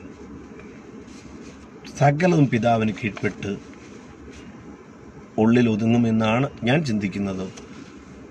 എന്നാൽ സ്വർഗത്തിൽ ഇപ്പോൾ അങ്ങനെയല്ല. പുത്രൻ ഒരു വ്യക്തിയായി തന്നെ കാണപ്പെടും. എങ്കിലും ഞാൻ ആ ഭാഗങ്ങൾ വിവരിക്കുമ്പോൾ ആ സന്ദർഭത്തിൽ ഞാൻ അതിലേക്ക് വരാൻ പല വീഡിയോകളിലൂടെ ഞാൻ അവിടേക്ക് എത്തത്തുള്ളൂ. എങ്കിലും സാമാന്യമായിട്ട് ഞാൻ പറയട്ടെ, ഇത് പുത്രൻ. ഈ പുത്രൻ പിതാവും തമ്മിൽ യാതൊരു വ്യത്യാസവുമില്ല. അതുകൊണ്ടാണ് പുത്രൻ പറയുന്നത്, എന്നെ കണ്ടവൻ പിതാവിനെ കണ്ടിരിക്കുന്നു, ഞാനും പിതാവും ഒന്നാകുന്നു. അപ്പോൾ തന്നെ മറ്റൊരു വ്യക്തിയില്ലേ? ഉണ്ട്, മറ്റൊരു വ്യക്തിയുണ്ട്. ഞാൻ പറഞ്ഞു ലോകസ്ഥാപനത്തിൽ അല്ലെ അനാദി നിത്യതയിൽ അങ്ങനെയില്ല. പക്ഷെ ലോകസ്ഥാപനത്തിന് മുമ്പ് 2 വ്യക്തികൾ, ഒന്ന് പിതാവ്, ഒന്ന് പുത്രൻ. ദൈവം ആരാണെന്ന് വെച്ചാൽ പിതാവാണ്. ഇത് സ്ഥാനം എന്താണ്? പുത്രൻ്റെ സ്ഥാനമാണ്. എന്തിനു വേണ്ടി പുത്രൻ ഉളവായി വന്നിരിക്കുന്നു? പ്രപഞ്ചത്തിൽ തിന്മയുണ്ട്. തിന്മയില്ലാതെ പ്രപഞ്ചത്തെ ഉണ്ടാക്കാൻ പറ്റില്ല. ദൂതൻ തെറ്റുകയും മനുഷ്യൻ തെറ്റുകയും പ്രപഞ്ചം വഷളാവും. ഈ പ്രപഞ്ചത്തെ തിരിച്ചു പിടിക്കണം. ആരംഭത്തിൽ തന്നെ, ഇടയ്ക്കല്ല, ആരംഭത്തിൽ തന്നെ പ്രപഞ്ചം ഈ രീതി നശിക്കുമെന്ന് ദൈവത്തിനറിയാം. പരിഹാരമാണിത്. പരിഹാരമാണ് പുത്രൻ. തൻ്റെ ഏകജാതനായ പുത്രനാണ്, തൻ്റെ ആത്മാംശമാണ്. ഇവൻ പിതാവിൻ്റെ മടിയിലുള്ളവനായിരുന്നു, പിതാവിൻ്റെ ഉള്ളിലുള്ളവനായിരുന്നു. പക്ഷെ നിങ്ങൾ പറയരുത്, ഇവനെ കണ്ടിട്ടുള്ളത് കൊണ്ട് പിതാവില്ല എന്ന് നിങ്ങൾ പറയരുത്. പിതാവുണ്ട്, എല്ലാ കാലത്തും പിതാവുണ്ട്. പിതാവും പുത്രനും ഒന്നാണ്. പക്ഷേ ഒരു പരിമിത കാലത്തിൽ നിങ്ങൾ 2 വ്യക്തികളായി കാണും. അപ്പം തന്നെ പരിശുദ്ധാത്മാവോ ഈ പുത്രനിലുണ്ട്, പിതാവിലോ പിതാവിലുണ്ട്. എത്രത്തോളം ഉണ്ട്? അളക്കാനാവാത്ത വിധത്തിൽ. പുത്രനിൽ എത്രത്തോളം ഉണ്ട്? അളക്കാനാവാത്ത വിധത്തിൽ. പുത്രനിൽ പുത്രഭാവം എത്രത്തോളം ഉണ്ട്? അളക്കാനാവാത്ത വിധത്തിൽ. പുത്രനിൽ പിതൃഭാവം തേജസ് എത്രത്തോളം? അളക്കാനാവാത്ത വിധത്തിൽ. നമ്മൾ കണ്ടത് ഒരു മനുഷ്യരൂപത്തെയാണ്. അത് നമുക്ക് വേണ്ടി ആ രൂപം എടുത്തിരിക്കുന്നു എന്ന് മാത്രമേ ഉള്ളൂ. പിതാവിൽ എത്രത്തോളം പുത്രത്വഭാവമുണ്ട്? അളക്കാനാവാത്ത വിധത്തിൽ. പിതാവിൽ എത്രത്തോളം പരിശുദ്ധാത്മഭാവമുണ്ട്? അളക്കാനാവാത്ത വിധത്തിൽ. ഞാൻ മുന്നോട്ട് പോകട്ടെ. ദൈവത്തിനൊരു പുത്രനുണ്ടോ? ആ ഭാഗം കൂടെ പറഞ്ഞ് ഞാൻ ഇത് അവസാനിപ്പിക്കാം. തൻ്റെ ഏകജാതനായ പുത്രൻ, ആദ്യജാതൻ എന്നെല്ലാം പറയുന്നത് പോലെ തന്നെ ദൈവത്തിന്, ഇപ്പോൾ ചില ആളുകൾ പറയാറുണ്ട്, ദൈവത്തിന് എങ്ങനെ പുത്രൻ? ഞാൻ കാണിച്ചു തന്നു നിങ്ങൾക്ക്. അങ്ങനെ തന്നെ ആവണമെന്നില്ല. ദൈവത്തിന് മറ്റേത് തരത്തിൽ സ്വയമായിട്ട് ഉളവാക്കാൻ കഴിയും.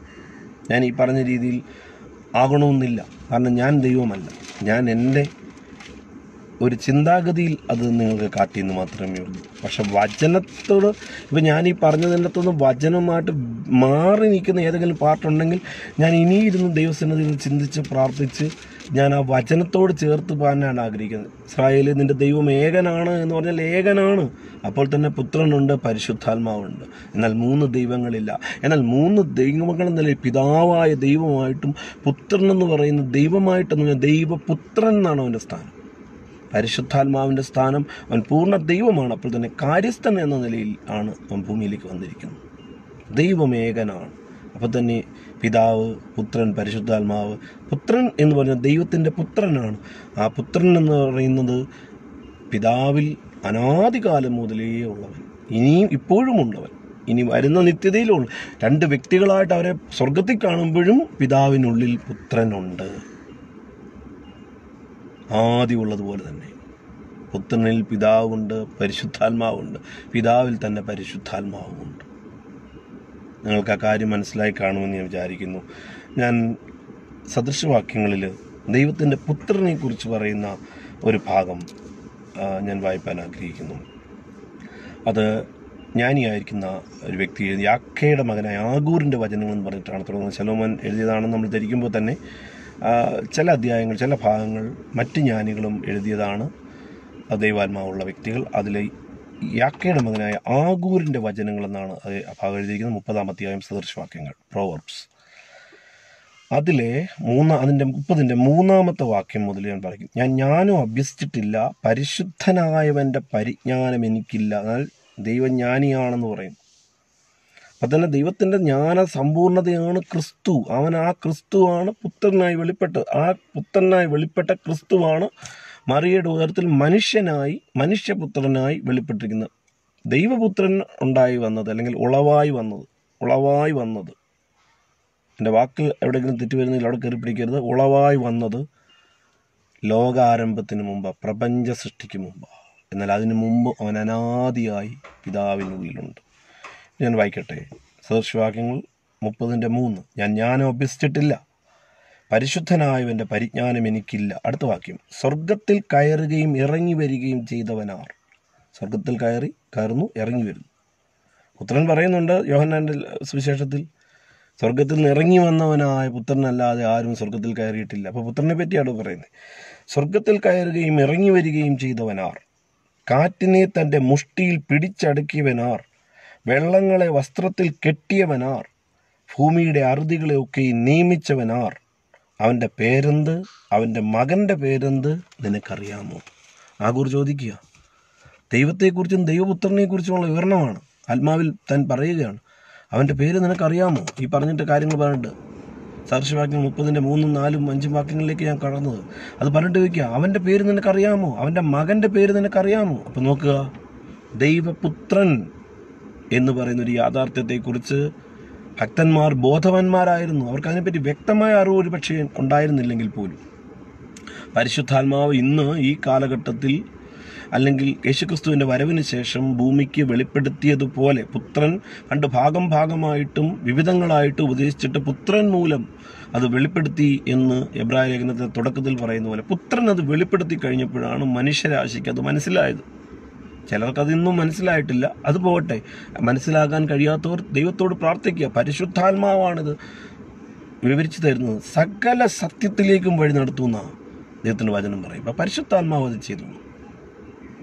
അപ്പോൾ ഞാൻ പറഞ്ഞു വന്നത് ഇതാണ്, ദൈവപുത്രൻ എന്ന് പറയുന്ന ഒരു വ്യക്തി ഉണ്ടായി വരുന്നതിൻ്റെ, അല്ലെങ്കിൽ ഉളവായി വന്നതിൻ്റെ കാരണം. ദൈവത്തിന് അല്ലെങ്കിൽ പ്രപഞ്ചത്തെ സൃഷ്ടിച്ചെല്ലാം അങ്ങ് മുന്നോട്ട് പോയാൽ മതി. പക്ഷെ എന്തുകൊണ്ടാണ് ഈ പ്രപഞ്ചത്തിനകത്ത് തിന്മയുണ്ട്? ആ തിന്മ ദൂതനെ ബാധിക്കും, മനുഷ്യനെ ബാധിക്കും, ലോകം നശിക്കും. അതുകൊണ്ട് പ്രപഞ്ചമുണ്ടാക്കുന്നതിന് മുമ്പ് തിന്മയില്ലാതാവണം. തിന്മയില്ലാതാവണമെങ്കിൽ ആ തിന്മയെ നേരിടണം. കാരണം ആ തിന്മ എങ്ങനെയോ വ്യാപരിച്ചു വരുന്നത് എന്ന് ദൈവത്തിന് മനസ്സിലായി. ദൈവത്തിന് മൊത്തം കത്തിച്ചു കളയാം, അങ്ങനെയാണ് സൃഷ്ടിക്കണ്ടല്ലോ.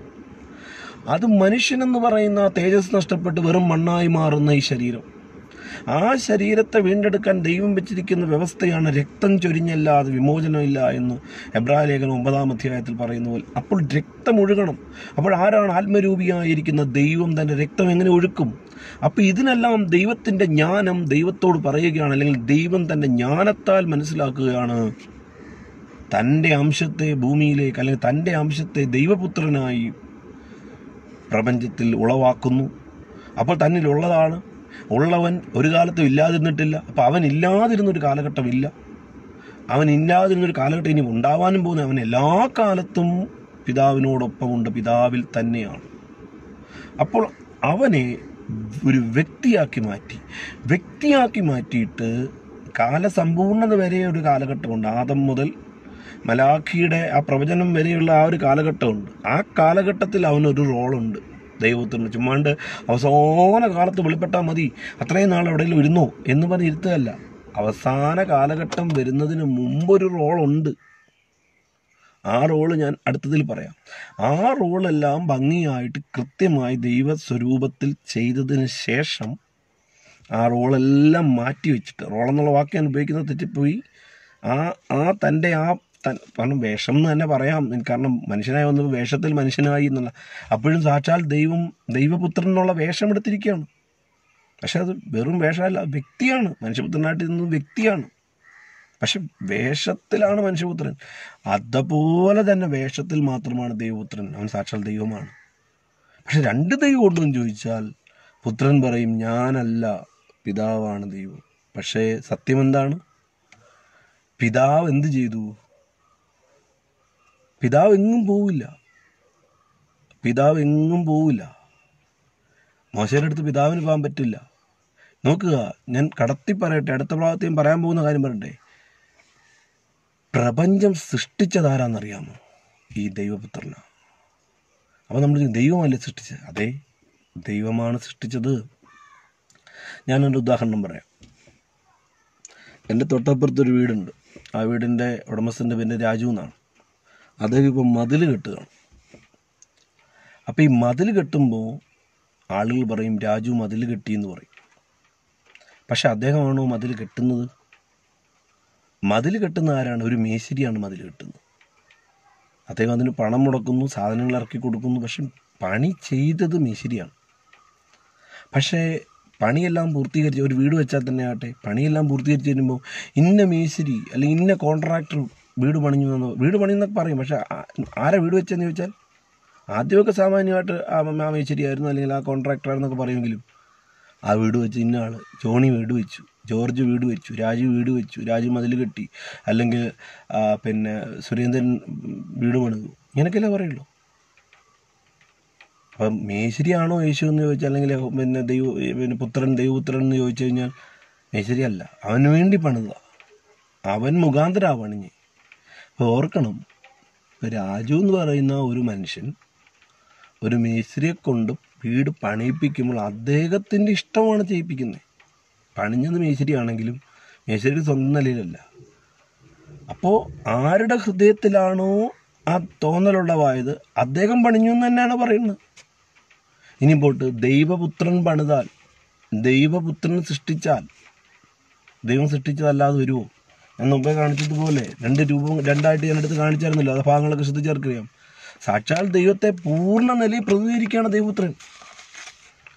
ആ ദൈവപുത്രനാണ് സൃഷ്ടിച്ചത് പറയുമ്പോൾ ദൈവത്തിൻ്റെ ഹൃദയമാണ് അവൻ ചെയ്യുന്നത്.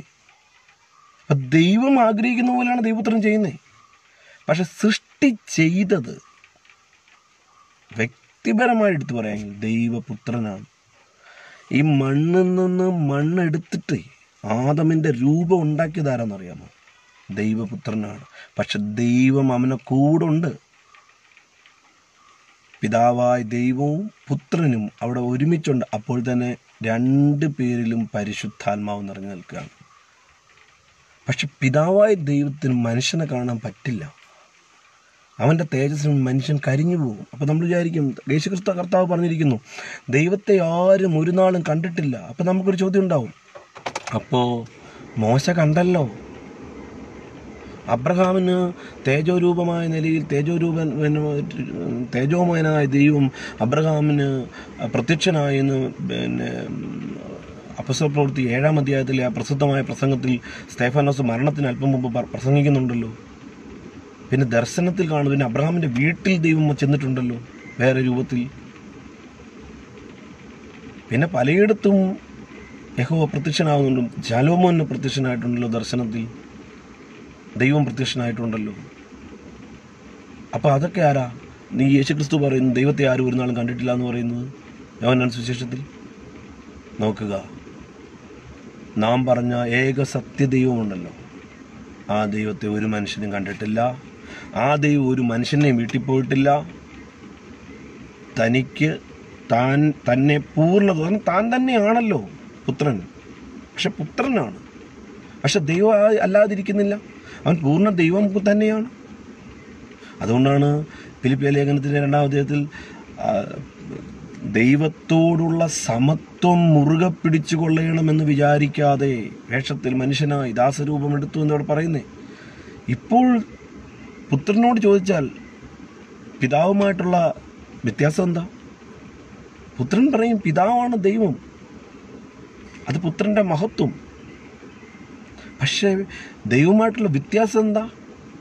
എല്ലാ അർത്ഥത്തിലും ദൈവമായിട്ട് പൂർണ്ണ നിലയിൽ എല്ലാ അടി മുതൽ മുടി വരെ എന്ന് പറഞ്ഞാൽ, അല്ലെങ്കിൽ അടി മുടിയൊന്നും പറയാൻ പറ്റില്ല, ദൈവത്തിൻ്റെ കാര്യത്തിൽ അങ്ങനെ പറയാൻ പറ്റില്ല. പക്ഷെ എന്നാലും എല്ലാ നിലയിലും പിതാവിന് തുല്യനാണ് പുത്രൻ. പുത്രൻ്റെ പരിശുദ്ധാത്മാവോ പുത്രനിലുണ്ടല്ലോ, പിതാവിലുണ്ടല്ലോ. അപ്പം അതിനകത്തൊരു വ്യത്യാസം എടുക്കാനില്ല. പുത്രന് ഇത്ര, പരിശുദ്ധാത്മാവ് ഇത്ര എന്നില്ല. പക്ഷെ പുത്രന് പല സന്ദർഭങ്ങളിലും പല രൂപങ്ങൾ സ്വീകരിക്കേണ്ടി വരുന്നു. അബ്രഹാമിൻ്റെ വീട്ടിൽ ഒരു മനുഷ്യനെ പോലെ വരുന്നു. ഈ പിതാവായ തേജസ്സേറിയ രൂപം, ഏക സത്യദൈവം, ആ ദൈവം ഒരിക്കലും മനുഷ്യൻ്റെ വീട്ടിൽ ചെല്ലത്തില്ല. കാരണം മനുഷ്യൻ കത്തിപ്പോവും.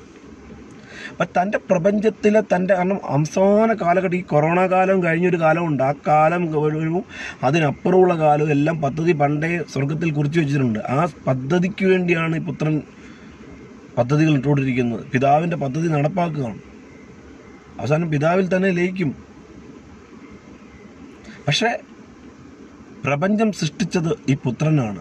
പുത്രൻ എന്ന് പറയുമ്പോൾ അതിനർത്ഥം എന്താ? പിതാവാണ്. കാരണം പിതാവില്ലാതെ പുത്രനില്ല. പക്ഷേ ഈ പറഞ്ഞ ദൂതന്മാരുടെ അരികിലേക്ക് ഇറങ്ങിച്ചെല്ലുകയും അല്ല എങ്കിൽ മനുഷ്യൻ്റെ അരികിലേക്ക് ഇറങ്ങിച്ചെല്ലുകയും മോശയോട് സംസാരിക്കുകയും മോശയുടെ കാര്യങ്ങൾ കേൾക്കുകയും മനുഷ്യനോട് പലപ്പോഴും പർവ്വതത്തിൽ ഇറങ്ങി വരികയൊക്കെ ചെയ്തുണ്ടല്ലോ.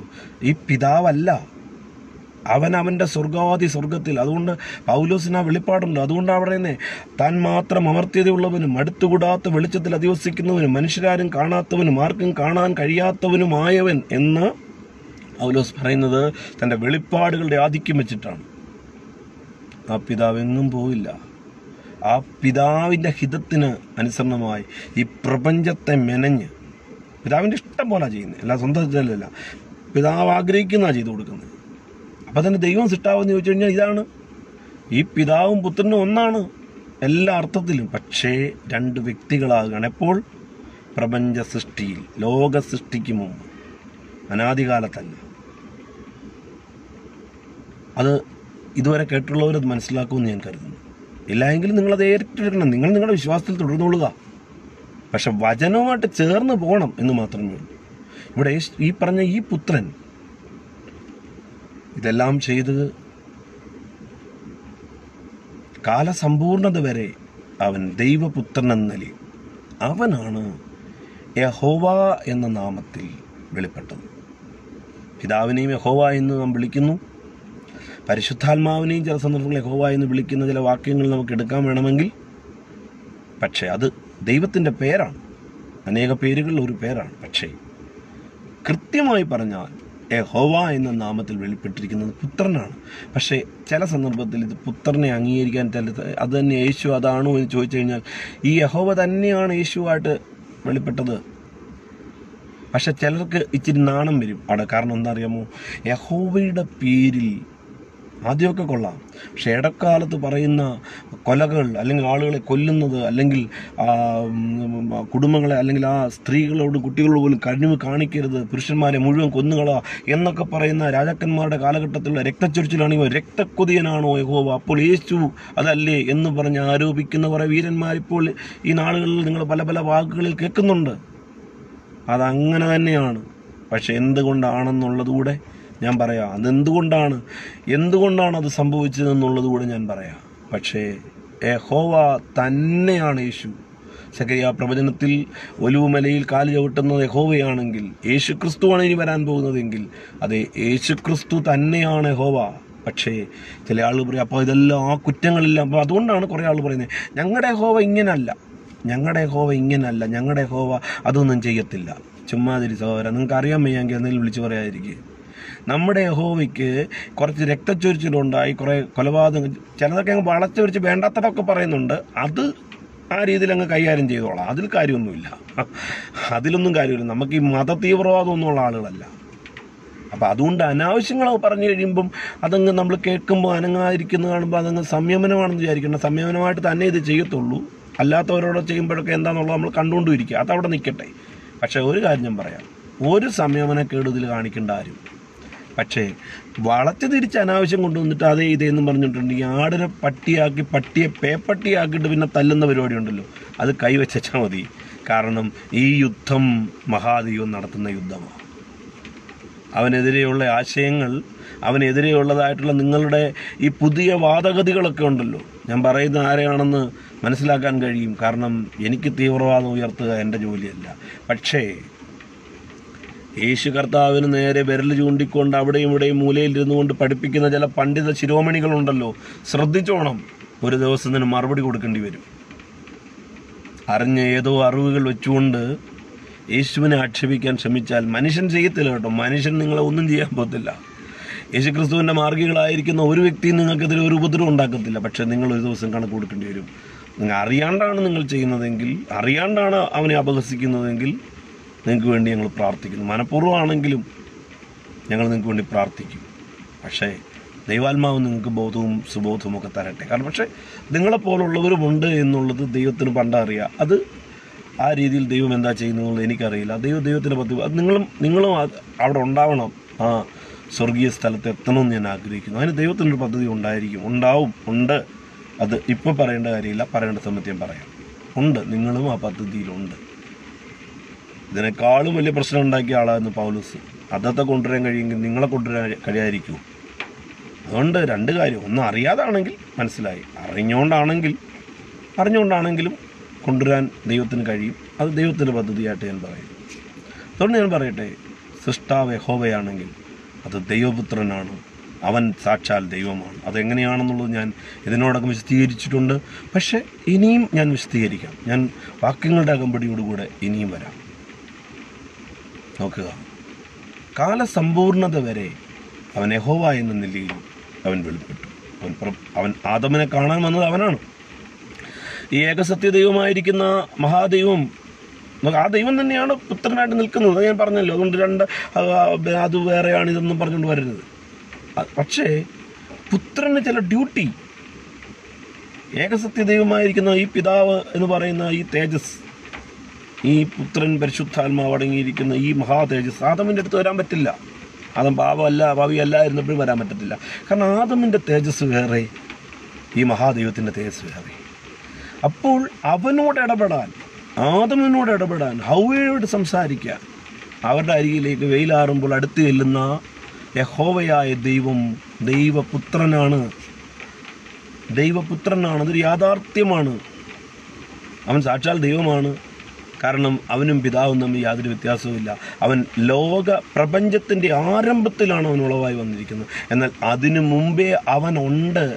അരിയൂസിൻ്റെ സിദ്ധാന്തമാണെന്ന് പറഞ്ഞാൽ ആരും ഇടയ്ക്ക് തന്നെ കയറി ആക്രമിക്കാൻ വരരുത്. ആക്രമിച്ചാൽ കുഴപ്പമൊന്നുമില്ല. അരിയൂസിൻ്റെ സിദ്ധാന്തമൊന്നുമല്ല ഇത്. അരിയൂസ് പറയുന്നത് അവൻ സൃഷ്ടിക്കപ്പെട്ടതാണ്, അതിനു മുമ്പ് അവനില്ലെന്നാണ്. ഞാൻ ആദ്യമേ പറഞ്ഞത് തുടക്കം മുതൽ കേൾക്കണം. അവൻ ആദ്യം മുതലേ ഉണ്ട്. പക്ഷെ പ്രപഞ്ച സൃഷ്ടിക്ക് മുമ്പാണ് അവൻ വ്യക്തിയായി മാറുന്നത്. അവനാണ് യഹോവയായ ദൈവമായിട്ട് വെളിപ്പെട്ടത്. പിൽക്കാലത്ത് കാലഘട്ടം മുന്നോട്ട് പോകുമ്പോൾ, മോശയോട് പറയുമ്പോൾ, യോശുവയോട് പറയുമ്പോൾ, ദാവീദിനോട് പറയുമ്പോൾ, നിങ്ങൾ പറയുന്ന ഈ രക്തച്ചൊരിച്ചിലും ഒക്കെ വരുമ്പോൾ അത് അവനല്ല വേറൊരുത്തനാണ് എന്ന് പറയേണ്ട കാര്യമില്ല. എന്നാൽ അതെന്തുകൊണ്ടാണ് സംഭവിച്ചെന്നുള്ളത് ഞാൻ പിന്നീട് വിശദീകരിക്കാം. അതുകൊണ്ട് അത് കാണുമ്പോൾ അതിന് യേശുവാന്ന് പറഞ്ഞാൽ ഇതെല്ലാം കൂടെ യേശുവിൻ്റെ തോളെ വന്ന് കയറുമല്ലോ, ഞങ്ങളുടെ യേശു വിഷമിച്ചു പോകുമല്ലോ. ഞങ്ങളുടെ യേശു വിഷമിക്കത്തൊന്നുമില്ല. യേശുവിനെ ആരും ഇങ്ങനെ താങ്ങി പിടിച്ചുകൊണ്ട് വരണ്ട. കസന്തിസാക്കസ് തിരുമുറിവ് എഴുതിയപ്പോഴും പി എ ആൻ്റണി എഴുതിയപ്പോഴൊന്നും യേശുവിനൊരു ചുക്കും സംഭവിച്ചിട്ടില്ല. അതുകൊണ്ട് ഈ മതക്കാരെല്ലാം കൂടെ ചേർന്ന് യേശുവിനെ ഇങ്ങനെ പൊക്കിപ്പിടിക്കേണ്ട. യേശു തനിയെ ഉയർന്നു നിന്നോളും, ആരും ഉയർത്തി നിർത്തണ്ട. അതുകൊണ്ട് യഹോവ എന്ന പഴയ നിയമത്തിൽ വെളിപ്പെട്ട ദൈവപുത്രൻ, സാക്ഷാൽ ദൈവം, ആ ദൈവത്തിന് എന്തെല്ലാം ന്യൂനത ലോകം ആരോപിച്ചാലും അവൻ്റെ വിശുദ്ധിയിൽ തൊടുകയല്ല. കാരണം അവൻ ആദ്യം തന്നെ അന്ത്യത്തിലെ പരിപാടി, അവൻ ആരാവാൻ പോകുന്ന അവനറിയാം. അവൻ മലാഖി പ്രവചനം വരെ യഹോവ എന്ന നാമത്തിൽ വെളിപ്പെട്ടു. പക്ഷെ പുതിയ നിയമത്തിലേക്ക് വരുമ്പോൾ അവൻ ആദ്യം മുതലേ ഒരു ഡ്യൂട്ടിയുണ്ട്. ആ ഡ്യൂട്ടിയുടെ ഒരു ഭാഗം ആണ് ദൈവപുത്രൻ എന്ന നിലയിൽ മലാഖി വരെയുള്ള ആ കാലഘട്ടത്തിൽ യഹോവ എന്ന നാമത്തിൽ വെളിപ്പെട്ടവൻ. പിന്നീട് അവന് ദൈവപുത്രൻ എന്നുള്ള സ്ഥാനം മാത്രമാണ്. ഇവിടെ ആ സ്ഥാനത്ത് നിൽക്കുമ്പോൾ അവൻ ദൈവമായിട്ട് തന്നെ പ്രവർത്തിച്ചുകൊണ്ടിരുന്നു. പിതാവായ ദൈവം ഒരു കാര്യത്തിൽ ഇടപെടുന്നില്ലെന്ന് പറഞ്ഞാൽ ഇടപെടാതിരിക്കാൻ പറ്റുന്നില്ല. എങ്ങനെ ഇടപെടാതില്ല? പുത്രൻ ചെയ്യുന്നതെല്ലാം പിതാവ് അറിയുന്നു. പിതാവ് പറയാത്ത ഒന്നും പുത്രൻ ചെയ്യത്തില്ല. രണ്ട് ദൈവം എന്ന് വെച്ചാൽ ദൈവമാണ്. പക്ഷെ പിതാവ് പുത്രൻ. എന്തുകൊണ്ടാണ് രണ്ട് വ്യക്തിയാണെന്ന് തുടക്കം മുതൽ ഞാൻ പറഞ്ഞു കഴിഞ്ഞു. എന്നാൽ ആദ്യം തന്നെ നോക്ക്, അവസാനത്തെ വ്യക്തി വരെയും സൃഷ്ടിക്കപ്പെട്ടിട്ടുണ്ട് ആത്മാവിൽ. അവരെ ഭൂമിയിലേക്ക്, അതാണ് പൗലോസ് പറയുന്ന ജാതികളുടെ പൂർണ്ണസംഖ്യ ചേരുവോളുമെന്ന് പറയുന്ന പോലെ അവസാനത്തെ ആളെ വരെ എണ്ണി വെച്ചിരിക്കുക. ഇതെല്ലാം ആദ്യം പ്രപഞ്ചത്തിന് സൃഷ്ടിക്ക് മുമ്പേ ചെയ്തു വെച്ചിരിക്കുക. അപ്പോൾ ആ കണക്ക് കൂട്ടലിൽ കാലസമ്പൂർണത അവിടെ വെച്ച് ഈ പറഞ്ഞ പോലെ കൗണ്ട് ഡൗൺ ആരംഭിക്കുക. വർഷമൊക്കെ നിയമിക്കപ്പെട്ട് വെച്ചിരിക്കുകയെന്നേ. ആ കാലസമ്പൂർണ്ണത ഇന്ന നാൾ മുതൽ ഇന്ന നാൾ വരെ നമുക്കറിഞ്ഞുകൂടാന്ന് മാത്രമേ ഉള്ളൂ. അതേപ്പറ്റി കുറച്ചുകൂടെയൊക്കെ ഞാൻ പിന്നീട് പറയാം. ആ കാലസമ്പൂർണതയിൽ, ആ ഡേറ്റിൽ ഈ പുത്രൻ, ഈ ദൈവപുത്രൻ, യഹോവ എന്ന് പ്രപഞ്ച സൃഷ്ടി ചെയ്ത ഈ ദൈവപുത്രൻ, സാക്ഷാൽ ദൈവം. എന്തുകൊണ്ടാണ് എടുത്തെടുത്ത് സാക്ഷാൽ ദൈവം എന്ന് പറഞ്ഞാൽ അവൻ്റെ ദൈവത്വത്തെ, അവൻ്റെ തേജസ്സിനെ കുറയ്ക്കാൻ എനിക്ക് പറ്റില്ല. പക്ഷേ അവൻ മോശയുടെ മുമ്പിൽ വന്നപ്പോൾ അവൻ പിതാവിൻ്റെ തേജസ് അല്ല എടുക്കുന്നത്. അവൻ പർവ്വതത്തിലിറങ്ങിയപ്പോൾ പിതാവിൻ്റെ തേജസ് അല്ല, അതൊന്നുമല്ല പിതാവിൻ്റെ തേജസ്. അപ്പം അവിടെയൊക്കെ അവൻ്റെ പരിമിതിയല്ല, അവൻ ആരുടെ മുമ്പിൽ വെളിപ്പെടുമോ അവരുടെ പരിമിതി, ആ പരിമിതിയിൽ അവൻ ഒതുങ്ങുക. അവൻ തന്നെയാണ് കാലസമ്പൂർണതയിൽ ഒരു കുഞ്ഞ് ഭ്രൂണമായി, അല്ലെങ്കിൽ ഒരു ചെറിയ ഒരു കണികയായി മറിയയുടെ ഉദരത്തിൽ, കന്യകയായ മറിയയുടെ ഉദരത്തിൽ അംശമായി, അല്ലെങ്കിൽ അവളുടെ ഉദരത്തിൽ വരുന്നേ. അപ്പോൾ ഒരു കാര്യം, നിങ്ങൾക്ക് പരിശുദ്ധാത്മാവല്ലേ, നോക്കുക, പരിശുദ്ധാത്മാവ് എന്താ ചെയ്തതെന്നറിയാം. തൻ്റെ തന്നെ രൂപമാണ് ഈ ദൈവപുത്രൻ. ആ ദൈവപുത്രനെ മറിയയുടെ ഉദരത്തിലാക്കുക, ആ ഡ്യൂട്ടി ചെയ്തിരിക്കുന്നത് പരിശുദ്ധാത്മാവാണ്. ദൂതന്മാർക്ക് അവനെ വഹിക്കാൻ പറ്റില്ല. സർവപ്രപഞ്ചത്തിൻ്റെ സൃഷ്ടാവായിരിക്കുന്ന സാക്ഷാൽ ദൈവത്തിൻ്റെ സർവത്തിലും സദാനിലയിലും സദാ രീതിയിലും തൻ്റെ പ്രതിരൂപമായിരിക്കുന്ന മഹാ തേജസ്സേറിയ ഈ പുത്രനെ, സാക്ഷാൽ ദൈവത്തെ ഒരു ദൂതൻ എടുത്ത് മറിയയുടെ ഉദരത്തിൽ കൊണ്ടുവെക്കാൻ പറ്റില്ല. തനിക്ക് തുല്യനായ തൻ്റെ ആത്മാംശം തന്നെയായ പരിശുദ്ധാത്മാവാണ് മറിയ എന്ന കന്യകയുടെ ഉദരത്തിൽ, അവളുടെ യൂട്രസിൽ ഈ പുത്രനെ നിക്ഷേപിക്കുന്നത്. അല്ലെങ്കിൽ നിക്ഷേപിക്കുക എന്നുള്ളതല്ല, അവിടെ ജനിക്കാൻ അവൻ ജനിക്കുകയാണ്. പക്ഷെ അവൻ ഒതുങ്ങുകയാണ്, വേഷത്തിൽ മനുഷ്യനാകുകയാണ്. ദൈവത്തോടുള്ള സമത്വം വേണ്ട, കാരണം ആദ്യമേ ഉള്ള തീരുമാനമാണ്. അത് പൂർണ്ണ ഹൃദയത്തോട് സമ്മതിച്ചാണ് അത് ഉളവായി വരുന്നത്. അതായത് ദൈവത്തിൻ്റെ തന്നെ തീരുമാനമാണ്. അപ്പോൾ തന്നെ അത് പുത്രൻ്റെ തീരുമാനമാണ്. അപ്പോൾ തന്നെ അവനിൽ തന്നെയുള്ള പരിശുദ്ധാത്മാവിൻ്റെ തീരുമാനമാണ്. ആ തീരുമാനത്തിൻ്റെ അവസാന സ്റ്റെപ്പുകളാണ് ഇപ്പോൾ നടക്കുന്നത്.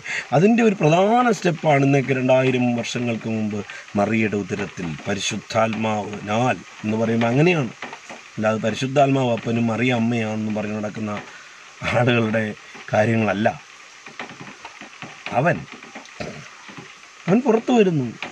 അവൻ അപ്പോൾ മുതൽ മനുഷ്യപുത്രൻ. പക്ഷെ അവൻ ദൈവപുത്രനാകുന്നത് പ്രപഞ്ച സൃഷ്ടിക്ക് മുമ്പാണ്. അതുകൊണ്ടാണ് കർത്താവ് ഇടയ്ക്കിടയ്ക്ക് ചോദിക്കുന്നത്, നിങ്ങളെന്തിനാ പിന്നെ ക്രിസ്തുവിനെ ദാവീദിൻ്റെ പുത്രൻ എന്ന് വിളിക്കുന്നേ? ദാവീദ് വിളിക്കുന്നവനെ കർത്താവെന്നല്ലേ. കർത്താവിൻ്റെ കർത്താവിനോട് ഞാൻ നിൻ്റെ ശത്രുക്കളെ നിൻ്റെ പാദപീഠമാക്കുവോളം നീ എൻ്റെ വലത്തു ഭാഗത്തിരിക്കുക എന്നൊക്കെ പറയുന്നല്ലോ എന്നൊക്കെ 110 സങ്കീർത്തനം എടുത്തിട്ട് പറയുക, അറിവില്ലാതാണല്ലോ നിങ്ങളിത് പറയുന്നതെന്ന് കർത്താവ് പറയുന്നു. ഉള്ളിൽ ചിരിച്ചുകൊണ്ടാണ് കർത്താവ് പറയുന്നത്. കാരണം ഞാൻ ദാവീദിൻ്റെ പുത്രനെന്ന് നിങ്ങൾ പറയുന്നു, പക്ഷേ ഈ വംശാവലി വരുമ്പോൾ ഓർക്കണം, ഞാൻ ഈ വംശത്തിൻ്റെ അടിയിൽ കിടക്കുന്നവനല്ല. ദാവീദിൻ്റെ വേരാണ് ഞാൻ. വെളിപ്പാട് പുസ്തകത്തിൽ എടുത്ത് പറയുന്നത് വേരെന്ന് പറഞ്ഞാൽ അടിയിലുള്ളതല്ല, അല്ലാതെ മേളിലുള്ളതല്ല. ദാവീദ് എന്നീന്ന് വന്നിരിക്കുകയാണ്. വേരല്ലേ ഈ വൃക്ഷത്തെ ചുമക്കുന്നത്, അടിയിൽ നിന്നല്ലേ വരുന്നത്. ദാവീദിൻ്റെ വേരെന്നാ വെളിപ്പാട് പുസ്തകത്തിൽ വരുന്നത്. അവൻ, ആ വേര്, ആ സാക്ഷാൽ ദൈവം, ആ ദൈവപുത്രനായി മാറി. ആ ദൈവപുത്രൻ മനുഷ്യപുത്രനായി മാറി. എന്നിട്ട് തിന്മ ലോകത്തിൽ സൃഷ്ടിച്ചു വെച്ച സകല തെറ്റുകളെയും, അതിൻ്റെ രൂപമായി മാറിയ, അത് ജനിതകമാറ്റം സംഭവിച്ച് പാപം, അഹങ്കാരം, നിഗളം, ജഡത്തിൻ്റെ പ്രവൃത്തികളായി ഒന്ന് ലോകത്തെ മുഴുവൻ നശിപ്പിക്കുമ്പോൾ, പ്രപഞ്ച സൃഷ്ടിക്ക് മുമ്പ് പിതാവിൻ്റെ ഹൃദയത്തിൽ, പുത്രൻ്റെ ഹൃദയത്തിൽ, പരിശുദ്ധാത്മാവിൻ്റെ ഹൃദയത്തിൽ, ഏകസത്യദൈവം ഒന്നായതുകൊണ്ട് ഇത് മൂന്നും കൂടെ ചേർത്ത് ഞാൻ പറയുക, ഒറ്റ ദൈവമേ ഉള്ളല്ലോ. ആ പിതാവിൻ്റെ, പുത്രൻ്റെ, പരിശുദ്ധാത്മാവിൻ്റെ ഹൃദയത്തിൽ ഏക സത്യദൈവം എന്നുള്ള ഏക രൂപത്തിൽ വെച്ചിട്ടാണ് ഞാൻ പറയുന്നത്. ഞാൻ തുടങ്ങുന്നിടത്ത് നിൽക്കുക. ആ രൂപത്തിൽ അകത്തുണ്ടായിരുന്ന ആ പദ്ധതി പ്രകാരം രക്തം ചൊരിഞ്ഞല്ലാതെ വിമോചനമില്ല. അതിനുവേണ്ടി അവൻ മനുഷ്യവേഷമെടുത്തു. അവൻ്റെ രക്തം ഭൂമിക്ക് കൊടുത്തു. എന്നിട്ട് അവൻ സ്വർഗത്തിൽ മഹിമയുടെ വലത്തുഭാഗത്ത് പിതാവിൻ്റെ സന്നിധിയിൽ നിൽക്കുന്നു. ഇനി അതെ, ദൈവം ഇനി ചെയ്യാനുള്ള പ്രവൃത്തികൾ ഇനി ചെയ്യും. കാരണം ലോകത്തെ വീണ്ടെടുക്കാനുള്ള ക്രിസ്തു മൂലം സർവത്തെയും തന്നോട് നിരപ്പിക്കുക എന്നുള്ള കാലസമ്പൂർണതയിലെ വ്യവസ്ഥ എന്ന് പൗലോസ് പറയുന്നുണ്ടല്ലോ. അതിക്കാര്യം സകലത്തെയും നിരപ്പിക്കാൻ കഴിയും. ഇനിയും ഒരു തിന്മയ്ക്കൂടെ ജയിക്കാൻ സാധ്യമല്ല. ഇനി ഒരു മരണത്തിനും ഒരു പാതാളത്തിനും ഒരു പിശാചിനും പറ്റില്ല. കാരണം സൃഷ്ടാവ് തന്നെ തൻ്റെ രക്തം കൊടുത്തു. പക്ഷെ സൃഷ്ടാവ് മരിക്കാൻ പറ്റാത്തതുകൊണ്ട് സൃഷ്ടാവിൻ്റെ ജ്ഞാനം ഒരു വ്യക്തിയായി മാറി. Hallelujah, hallelujah. അതെ, 1 കൊരിന്ത്യർ 15-ാം അധ്യായത്തിൽ നാം വായിക്കുന്നു,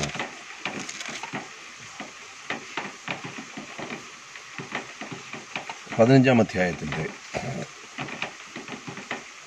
20 വാക്യങ്ങൾ. എന്നാൽ ക്രിസ്തു നിദ്ര കൊണ്ടവരിൽ ആദ്യഫലമായി മരിച്ചവരുടെ നിന്ന് ഉയർത്തിരിക്കുന്നു. മനുഷ്യൻ മൂലം മരണമുണ്ടാകിയാൽ മരിച്ചവരുടെ പുനരുത്ഥാനവും മനുഷ്യൻ മൂലം ഉണ്ടായി. ആദാമിൽ എല്ലാവരും മരിക്കുന്നത് പോലെ ക്രിസ്തുവിൽ എല്ലാവരും ജീവിപ്പിക്കപ്പെടും. ഓരോരുത്തരും താൻ്റെ നിരയിലത്രേ. ആദ്യഫലം ക്രിസ്തു, പിന്നെ ക്രിസ്തുവിനുള്ളവർ അവൻ്റെ വരവെങ്കിൽ, പിന്നെ അവസാനം.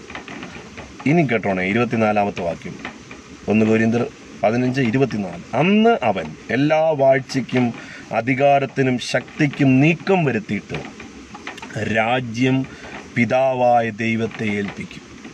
പ്രപഞ്ചത്തിൻ്റെ സൃഷ്ടിയുടെ ആരംഭത്തിൽ പിതാവിന് ഈ പ്രപഞ്ചത്തെ ഭരിക്കണം. പക്ഷേ പിതാവിൻ്റെ ജ്ഞാനത്തിൽ ഇത് വെളിപ്പെട്ടു. ഇക്കാര്യങ്ങൾ നിവർത്തിക്കാൻ പിതാവിൻ്റെ ജ്ഞാനമാണ് പുത്രനായി പുറത്തു വന്നിരിക്കുന്നത്.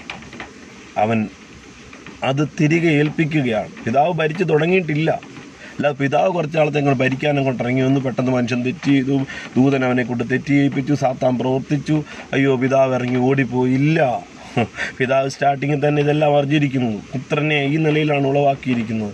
പുത്രൻ തന്നെ ഡ്യൂട്ടി നിർവഹിച്ച് തീർക്കുകയാണ്. രാജ്യം പിതാവായ ദൈവത്തെ ഏൽപ്പിക്കും.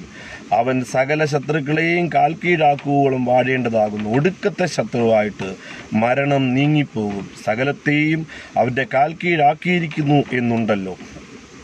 സകലവും അവന് കീഴ്പ്പെട്ടിരിക്കുന്നു എന്ന് പറഞ്ഞാൽ സകലത്തെയും കീഴാക്കി കൊടുത്തവൻ ഒഴികെയത്രേ എന്ന് സ്പഷ്ടം. എന്നാൽ അവന് സകലവും കീഴ്പ്പെട്ടു വന്ന ശേഷം ദൈവം സകലത്തിലും സകലവുമാകേണ്ടതിന് പുത്രൻ താനും സകലവും തനിക്ക് കീഴാക്കി കൊടുത്തവന് കീഴ്പ്പെട്ടിരിക്കും. തിരിച്ച് പിതാവിന് രാജ്യം ഏൽപ്പിക്കുമ്പോൾ പിതാവിന് കീഴ്പ്പെട്ടിരിക്കുമെന്ന് അപ്പോസ്തലൻ പൗലോസ് രേഖപ്പെടുത്തിയിരിക്കുന്നു.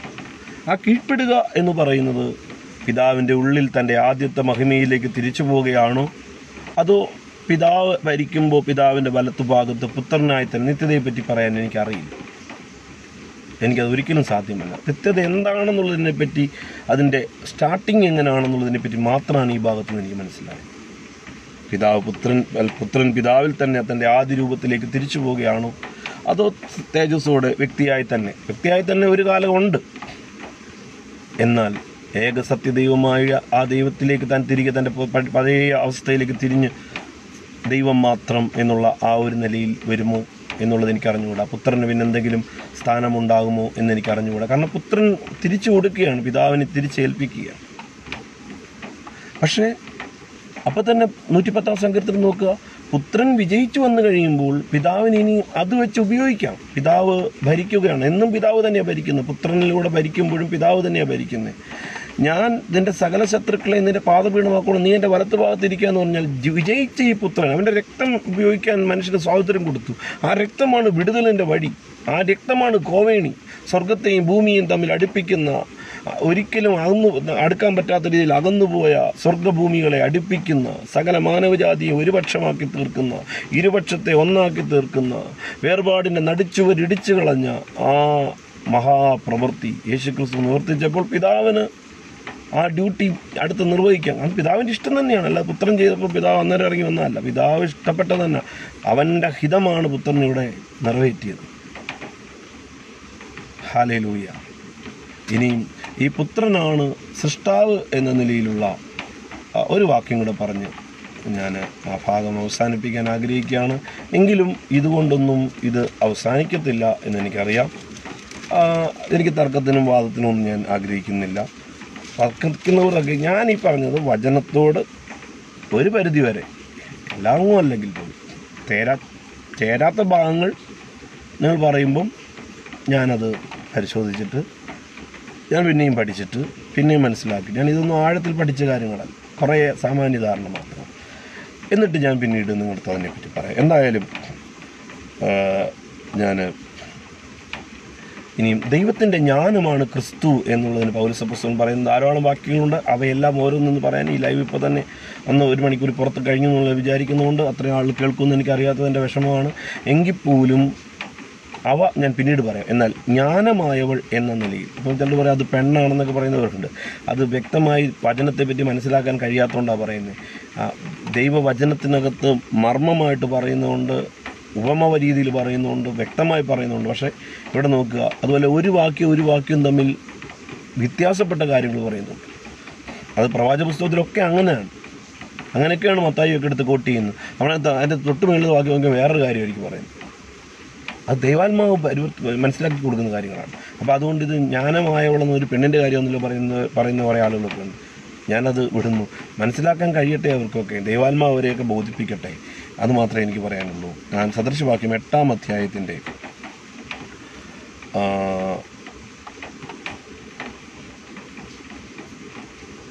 22-ാമത്തെ വാക്യം ജ്ഞാനത്തെപ്പറ്റി പറഞ്ഞു. യഹോവ പണ്ടുപണ്ടേ തൻ്റെ വഴിയുടെ ആരംഭമായി തൻ്റെ പ്രവർത്തികളുടെ ആദ്യമായി എന്നെ ഉളവാക്കി. ഞാൻ പറയുന്നത് ഈ പുത്രനെ കുറിച്ച് എഴുതിയിരിക്കുന്ന വാക്യമായിട്ട്. ചില പറയാം അവിടെ പുത്രാന്ന് കണ്ടില്ലോ, ജ്ഞാനത്തെ ഇല്ലേ. അതുകൊണ്ടാണ് ഞാൻ പറഞ്ഞ പൗലൂസിൻ്റെ വാക്യങ്ങൾ ഞാൻ എടുത്തു പറയാം. പൗലൂസിൻ്റെ വചനങ്ങൾ, പൗലൂസ് ലേഖനങ്ങളിൽ പറയുന്ന വാക്യങ്ങൾ, അതേ ദൈവ പരിജ്ഞാനമാണ് ക്രിസ്തു എന്നും ദൈവത്തിൻ്റെ ജ്ഞാനമാണ് ക്രിസ്തു എന്നും പറഞ്ഞിരിക്കുന്ന വാക്യങ്ങളുണ്ട്. അവ ഓരോന്നെടുത്ത് ഇന്ന് ഞാൻ പറയുന്നില്ല. എന്നാൽ അടുത്ത ലൈവുകളിൽ ഞാൻ അതിനെപ്പറ്റി പറയാം. കാരണം ഇതെനിക്ക് ഒരു ഭാഗം കൊണ്ട് തീർത്ത് കഴിഞ്ഞാൽ എനിക്ക് എൻ്റെ ബാലൻസ് പറഞ്ഞാൽ മതി. ഇത് ഞാൻ കുറച്ച് ദിവസം കൊണ്ട് ഇത് എങ്ങനെ പറയണം എന്ന് ഇങ്ങനെ ആലോചിച്ചുകൊണ്ടിരിക്കുകയായിരുന്നു. അതുകൊണ്ട് ഇന്ന് ഞാനത് ഒരുമാതിരി അങ്ങ് പറഞ്ഞു തീർക്കുകയാണ്. ഇനി അതിൻ്റെ ബാക്കി ഭാഗങ്ങൾ വചനത്തിൽ നിന്ന് പറയാം. നോക്കുക, യഹോവ പണ്ടുപണ്ടേ തൻ്റെ വഴിയുടെ ആരംഭമായി തൻ്റെ പ്രവൃത്തികളുടെ ആദ്യമായി എന്നെ ഉളവാക്കി. ഉണ്ടാക്കി എന്നല്ല, ഉളവാക്കി. ഞാൻ പുരാതനമേ ആദിയിൽ തന്നെ ഭൂമിയുടെ ഉൽപ്പത്തിക്ക് മുമ്പേ നിയമിക്കപ്പെട്ടിരിക്കുന്നു. മലയാളത്തിൽ ഈ വാക്കിനെ ഓർത്ത് ഞാൻ ദൈവത്തെ സ്തുതിക്കുന്നു. നിയമിക്കപ്പെട്ടിരിക്കുകയാണ്. ആരാണ് നിയമിക്കുന്നത്? എന്തിനാണ് നിയമിക്കുന്നത്? ഒരു പ്രത്യേക ഉദ്ദേശത്തിനായിട്ട് വരുന്നതിനാണ് നിയമിക്കപ്പെടുക എന്ന് പറയുന്നത്. ഞാൻ ആദിയിൽ തന്നെ നിയമിക്കപ്പെട്ടു. ആഴങ്ങളില്ലാതിരുന്നപ്പോൾ ഞാൻ ജനിച്ചിരിക്കുന്നു. വെള്ളം നിറഞ്ഞ ഉറവുകളില്ലാതിരുന്നപ്പോൾ തന്നെ പർവ്വതങ്ങൾ സ്ഥാപിച്ചതിന് മുമ്പ് കുന്നുകൾക്ക് മുമ്പേ ഞാൻ ജനിച്ചിരിക്കുന്നു. അവൻ ഭൂമിയെയും വയലുകളെയും ഭൂതലത്തിൻ്റെ പൊടിയുടെ തുകയെയും ഉണ്ടാക്കിയിട്ടില്ലാത്ത സമയത്ത് തന്നെ. അപ്പോൾ ഇവിടെ എടുത്തു പറയും. അപ്പോൾ ഞാനെന്നവിടെ എഴുതിയിട്ട് പിന്നെ അവൻ എഴുതിയിരിക്കുന്നു. അപ്പോൾ അത് ദൈവത്തിൻ്റെ കാര്യമല്ല. അപ്പോൾ ഇത് ദൈവം അല്ലല്ലോ. നോക്കുക, ദൈവപുത്രനെക്കുറിച്ച് ഒരു വ്യക്തിക്കുണ്ടാകുന്ന വെളിപ്പാടായത്. ഈ സദൃശവാക്യങ്ങളിലെ ഈ ഭാഗത്ത് ശലോമോൻ ഉണ്ടായിരിക്കുന്ന വെളിപ്പാടാണ്. ആ വെളിപ്പാടിൽ വരുന്ന സന്ദർഭത്തിൽ ആ വെളിപ്പാടെഴുതുന്ന ശലോമോൻ്റെ ജ്ഞാനബുദ്ധിയിലാണ്, അവനിൽ വരുന്ന അഭിഷേകത്തിൻ്റെ അറിവിലാണ് ഇത് വരുന്നത്. അത് വേദവചനത്തിൻ്റെ പരിമിതിയല്ല. ദൈവവചനത്തിലെ പല കാര്യങ്ങളും സാധാരണക്കാരായ മനുഷ്യരുടെ വായിന്ന് വരികയാണ്. ഇപ്പോൾ അവൻ എന്ന് പറയുമ്പോൾ ജ്ഞാനമായവൾ പറയുന്ന അവനെപ്പറ്റി പറയുമ്പോൾ അവനും ഈ ജ്ഞാനവും ഒന്നാണെന്ന് ഞാൻ പല ഉദാഹരണങ്ങളിലൂടെ ഞാൻ നിങ്ങളുടെ മുമ്പിൽ അവതരിപ്പിച്ചു കഴിഞ്ഞു. അതുകൊണ്ട് അവൻ എന്ന് പറയുമ്പോൾ ഈ ജ്ഞാനം, അവൻ എന്ന് പറയുന്ന ദൈവത്തെക്കുറിച്ച് തന്നെ. പക്ഷെ ആ ദൈവം എന്ന് പറയുന്നത് താൻ തന്നെയാണ്. തൻ്റെ സ്ഥാനം ദൈവപുത്രൻ എന്ന നിലയിലാണ്. അപ്പോൾ തന്നെ താൻ ദൈവപുത്രൻ എന്ന നിലയിൽ താൻ പിതാവിനെ ഉയർത്തുകയാണ്. പിതാവ് സത്യത, അവൻ്റെ ഒറിജിൻ അതാണ്. അതുകൊണ്ട് അവനാണ് മഹത്വം, അവനാണ് ചെയ്യുന്നത്. എന്നാൽ തുടർന്ന് പറയുന്നത്, അവൻ ആകാശത്തെ ഉറപ്പിച്ചപ്പോൾ ഞാൻ അവിടെ ഉണ്ടായിരുന്നു. നിങ്ങൾ ബാക്കിയോടെ കേൾക്കണം. അവൻ ആകാശത്തെ ഉറപ്പിച്ചപ്പോൾ ഞാൻ അവിടെ ഉണ്ടായിരുന്നു. അവൻ ആഴത്തിൻ്റെ ഉപരിഭാഗത്ത് വൃത്തം വരച്ചപ്പോഴും, അവൻ മീതെ മേഘങ്ങളെ ഉറപ്പിച്ചപ്പോഴും, വെള്ളത്തിൻ്റെ ഉറവുകൾ തടിച്ചപ്പോഴും, വെള്ളം അവൻ്റെ കൽപ്പനയെ അതിക്രമിക്കാതെ വണ്ണം അവൻ സമുദ്രത്തിന് അതിർവെച്ചപ്പോഴും, ഭൂമിയുടെ അടിസ്ഥാനമിട്ടപ്പോഴും ഞാൻ അവൻ്റെ അടുക്കൽ ശില്പിയായിരുന്നു. ഇതിൽ കൂടുതൽ നിന്ന് വേണം? ഈ ഞാനാണ് ഇതുണ്ടാക്കി എന്നുള്ളതിന്. ഈ ജ്ഞാനമാണ് ഉണ്ടാക്കുന്നത്. ഈ ജ്ഞാനം ക്രിസ്തുവാണെന്ന്, ആ ക്രിസ്തു യഹോവ എന്ന നാമത്തിലാണ് പഴയ നിയമത്തിൽ വെളിപ്പെട്ടതെന്ന്, ആ യഹോവ തന്നെയാണ് യേശുക്രിസ്തു എന്ന നിലയിൽ ഭൂമിയിൽ മനുഷ്യപുത്രനായി വന്നതെന്നുള്ളതിന് ബൈബിളിൽ നിന്ന് 100 തെളിവുകളില്ലേ? ചിലതൊക്കെ കാണുമ്പോൾ നമുക്ക് രുചിക്കാതെ വരുന്നതുകൊണ്ട് നമ്മൾ കർത്താവിന് വെള്ളയടിച്ച് പോയി വെൻ്റടിച്ച് വെക്കണ്ട. അവന് സ്വയമായ വെള്ളയുണ്ട്. ആ വെള്ളം ആരും നശിപ്പിക്കാൻ പോകുന്നില്ല. അതെന്തുകൊണ്ടാണെന്നുള്ളത് ദൈവാത്മാവ് നമുക്ക് ബോധ്യം തരും. അത് പറയാം, ഇനി പറയാം. ഞാൻ അവൻ്റെ അടുക്കൽ ശില്പിയായിരുന്നു. ശില്പിയുടെ പണി എന്ത്? പണി ചെയ്യിക്കുന്നവനാണ് ശില്പി. അപ്പം തന്നെ ശില്പിയെ കൊണ്ട് ചെയ്യിപ്പിക്കുന്നവരുണ്ട്. ഇവിടെ നോക്കുക, രണ്ടും ഒരാൾ തന്നെയാണ്. പിതാവിൻ്റെ മനോഗതം അതുപോലെ പുത്രൻ ചെയ്യുന്നത്. പക്ഷെ പണിയുന്നത്, സൃഷ്ടിച്ചത് പുത്രനാണ്, ശില്പിയാണ്. പക്ഷേ പുത്രൻ സൃഷ്ടിക്കുന്നത് പിതാവിൻ്റെ ഹൃദയത്തിൻ്റെ രൂപമാണ്. കാരണം ആ ഹൃദയം തന്നെ പുത്രനിൽ വന്നിരിക്കുന്നത് തനത് രൂപമാണ്. പക്ഷെ രണ്ട് വ്യക്തികളാണ്, രണ്ട് ദൈവങ്ങളല്ല. അത് അങ്ങനെ ഇല്ല എന്ന് ഞാൻ പറഞ്ഞതിൻ്റെ കാരണം എന്താണ്? തുടക്കത്തിൽ എന്തുകൊണ്ടാണ് ഈ ശില്പി വന്നതെന്ന് ഞാൻ പറഞ്ഞു. ആ ശില്പി എപ്പോൾ ഏതുവരെ ഉണ്ടാകുമെന്ന് ഞാൻ പറഞ്ഞു. അതിനുശേഷം ഇല്ല എന്ന് ഞാൻ പറയുന്നില്ല. അവൻ പിതാവിനുള്ളിലാകും. പിതാവിനെ കീഴ്പ്പെടുക എന്ന് പറഞ്ഞാൽ അതങ്ങനെയാണെന്ന് എനിക്ക്. അവനൊരു കാലത്തും ഇല്ലാതില്ല. അനാദിയിൽ അവനുണ്ട്, ഇന്നും അവനുണ്ട്, ഭാവിയിലും അവനുണ്ട്. എന്നാൽ അനാദിയിൽ അവൻ പിതാവിനുള്ളിൽ പ്രപഞ്ച സൃഷ്ടിപ്പിൽ, അനാദി എന്ന് പറഞ്ഞാൽ പ്രപഞ്ച സൃഷ്ടിപ്പല്ല, പ്രപഞ്ച സൃഷ്ടിപ്പിൽ അവൻ ദൈവപുത്രനായി മാറി. കാലസമ്പൂർണതയിൽ അവൻ മനുഷ്യപുത്രനായി മാറി. മനുഷ്യന് വേണ്ടി തൻ്റെ രക്തം കൊടുത്ത് ഉയർത്തു, വീണ്ടെടുപ്പ് സാധിച്ചു, സ്വർഗത്തിലേക്ക് കരയേറി. അവൻ പിതാവിൻ്റെ വലത്തുഭാഗത്ത് ഇപ്പോൾ അറുക്കപ്പെട്ട കുഞ്ഞാടായിട്ട് നടന്നു. സ്വർഗത്തിലേക്ക് നാം ചെല്ലുമ്പോൾ ഞാനും എന്നെപ്പോലെ കേൾക്കുന്ന എല്ലാവരും അവിടെ എത്തണമെന്ന് നമുക്കെല്ലാവർക്കും ആഗ്രഹിക്കാം, പ്രാർത്ഥിക്കാം, പ്രവർത്തിക്കാം. അവിടെ ചെല്ലുമ്പോൾ ആ അറുക്കപ്പെട്ട കുഞ്ഞാടിനെ നമ്മൾ കാണും. അവൻ രാജാവ് ഒരു കാലം ഭരിക്കും, സകലത്തെ അവൻ്റെ കീഴാക്കി കൊടുക്കും. എന്നാൽ അതിനുശേഷം നിത്യത ഇനി ആരംഭിക്കുമ്പോൾ, സ്വർഗത്തിൽ ചെല്ലുന്നതല്ല നിത്യത, യഥാർത്ഥ നിത്യത പിശാചിനെയൊക്കെ തീപ്പൊയ്കയിലേക്ക് തള്ളിയതിന് ശേഷം യഥാർത്ഥ നിത്യത ആരംഭിക്കുമ്പോൾ രാജ്യം പിതാവായ ദൈവത്തെ ഏൽപ്പിക്കുമെന്ന് പറയുമ്പോൾ ഈ പുത്രൻ പിന്നെ പിതാവിനുള്ളിൽ തന്നെ, അപ്പോഴും പുത്രനുണ്ടല്ലോ, അപ്പോഴും പുത്രൻ ഇല്ലാതെ വരുന്നില്ല, ഉള്ളിലേക്ക് പഴയ ആദ്യ രൂപത്തിലേക്ക് തിരികെ പോകുന്നതാണോ അതോ പുത്രനായി തന്നെ തുടരുന്നതാണോ? എനിക്ക് എന്തായാലും അവൻ അവിടെ ഉണ്ടാകും. ഒന്നിൽ അവൻ പിതാവിൽ തന്നെ നമുക്ക് അവനെ ദർശിക്കാൻ കഴിയും. പിതാവിനെ കാണുമ്പോൾ പുത്രനെ കാണും, പുത്രനെ കാണുമ്പോൾ പിതാവിനെ കാണും. ഇവിടത്തേക്ക് തിരിച്ചു വരട്ടെ. ഞാൻ അവൻ്റെ അടുക്കൽ ശില്പിയായിരുന്നു. ഞാൻ വായിക്കുന്നു സദൃശവാക്യങ്ങൾ 8:22 മുതൽ. ഇടവിടാതെ അവൻ്റെ മുമ്പിൽ വിനോദിച്ചുകൊണ്ട് ദിനംപ്രതി അവൻ്റെ പ്രമോദമായിരുന്നു. ഞാൻ അവൻ്റെ ഉള്ളിലുള്ളവനാണ് എന്നാണ് ഈ പറഞ്ഞതിൻ്റെ അർത്ഥം. അവൻ്റെ ഭൂതലത്തിൽ ഞാൻ വിനോദിച്ചുകൊണ്ടിരുന്നു. എൻ്റെ പ്രമോദം മനുഷ്യപുത്രന്മാരോട് കൂടെയായിരുന്നു. എൻ്റെ പ്രമോദം മനുഷ്യപുത്രന്മാരുടെ കൂടെയായിരുന്നു. എന്ന് ഏതാ? വെയിലാറുമ്പോൾ ആദമിൻ്റെ ഹൗവയുടെ അരികിലേക്ക് വരത്തില്ലേ യഹോവ? ഈ ദൈവപുത്രനാണ് വരുന്നത്. അതിനെപ്പറ്റി അവിടെ എഴുതിയിരിക്കുന്നത്. അപ്പോൾ തുടക്കത്തിൽ ജ്ഞാനമായവളെന്നാ പറഞ്ഞൊരു പെണ്ണാന്നൊക്കെ വിളിച്ച് പറയുന്ന ആളുകളുണ്ട്. എനിക്ക് അവരോട് വിഷമമില്ല. അവർ പറയുന്ന ഒരു വിധത്തിൽ സത്യമാണ്. അവർ സ്ട്രെയിറ്റാണ് വായിക്കുന്നത്, അവരാഴങ്ങളിലേക്ക് കിടക്കാതാണ് വായിക്കുന്നത്. ചിലർ അവർക്കത് അംഗീകരിക്കാൻ കഴിയത്തുള്ളൂ, അവർ പറയട്ടെ. പക്ഷെ അവർക്ക് തെളിയിക്കാൻ കഴിയണം. അങ്ങനെ പറയുന്നവർക്ക് പലർക്കും പുത്രൻ ആരാണെന്ന് പറയാൻ കഴിയുന്നില്ല. പുത്രനൊരു അസാധാരണമായ മനുഷ്യനെന്നാണ് അവർ പറയുന്നത്. പരിശുദ്ധാത്മാവ് ഒരു ശക്തിയാണെന്നാണ് പറയുന്നത്. പക്ഷെ പരിശുദ്ധാത്മാവ് അവൻ എന്ന് പറയുന്നൊരു വ്യക്തിയായിട്ട് യേശുക്രിസ്തുവിനെ അവതരിപ്പിച്ചിരിക്കുമ്പം അവർക്കതിന് മറുപടിയില്ല. യേശുക്രിസ്തു സത്യദൈവമാണെന്ന്, പിന്നെ ദൈവപുത്രനാണെന്ന്, അവന് ദൈവത്വമുണ്ടെന്ന്, അവൻ മഹാദൈവമാണെന്ന് പറയുമ്പോൾ അവർക്കതിന് മറുപടിയില്ല. അവരവിടെ ട്രാൻസ്ലേഷൻ്റെ കാര്യമൊക്കെ പറയുന്നത്. പിന്നെ ഇത് രണ്ട് വ്യക്തികളായി നിൽക്കുന്നു എന്നുള്ളത് പുരാതന കാലം മുതലുള്ള തെളിവുകൾ ഹാജരാക്കിയിട്ട് കാര്യങ്ങൾ പറയുമ്പോൾ ഇല്ല, എല്ലാം ഒന്നാ, പല രൂപത്തിൽ വന്നേ ഉള്ളൂ എന്ന് പറയുന്ന വണ്ണസുകാർക്ക് അവിടെ പിടിച്ചു വയ്ക്കാൻ പറ്റുന്നില്ല. പിന്നെ 3 ദൈവമുണ്ട്, അത് 3 ദൈവമാണ് എന്ന് പറയുന്നവർക്കും പിടിച്ചു വയ്ക്കാൻ പറ്റുന്നില്ല. എനിക്കും പിടിച്ചു വയ്ക്കാൻ പറ്റുമെന്ന് ഞാൻ പറയുന്നില്ല.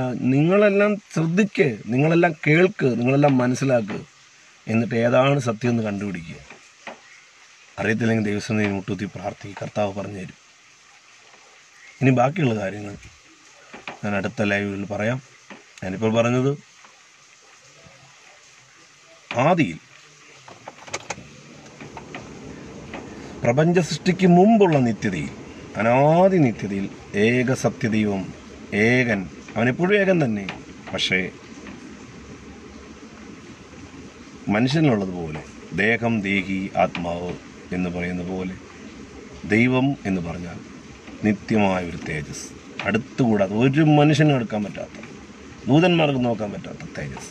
ആ തേജസ്സിൽ മനുഷ്യന് ദേഹം പറഞ്ഞല്ലോ തേജസ്, ദേഹി, ആത്മാവ് എന്ന് പറയുന്ന 2 ആളത്വങ്ങൾ മനുഷ്യനിലുണ്ടല്ലോ. അതിന് തെളിവ് പറഞ്ഞല്ലോ. ആ ആളത്വം പോലെ പുത്രൻ, പരിശുദ്ധാത്മാവ് എന്ന 2 ആളത്വങ്ങൾ ചേർന്ന തേജസ്സേറിയ രൂപം ഏകസത്യദൈവം. എന്നാൽ പ്രപഞ്ചത്തെ സൃഷ്ടിക്കുമ്പോൾ തിന്മ ആ സൃഷ്ടിപ്പിന് വേണമെന്നുള്ള തിരിച്ചറിവല്ല, തൻ്റെ ബോധ്യത്തിൽ, തൻ്റെ ജ്ഞാനത്തിൽ. ആ തിന്മ നാളുകളിൽ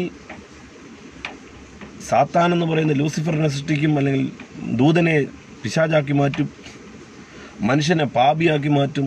അതിനുള്ള പരിഹാരം എന്ത്? ആ പരിഹാരം സൃഷ്ടിപ്പിന് മുമ്പേ കണ്ടുപിടിച്ചു. കണ്ടുപിടിക്കുകയല്ല, തനിക്കറിയാമത്.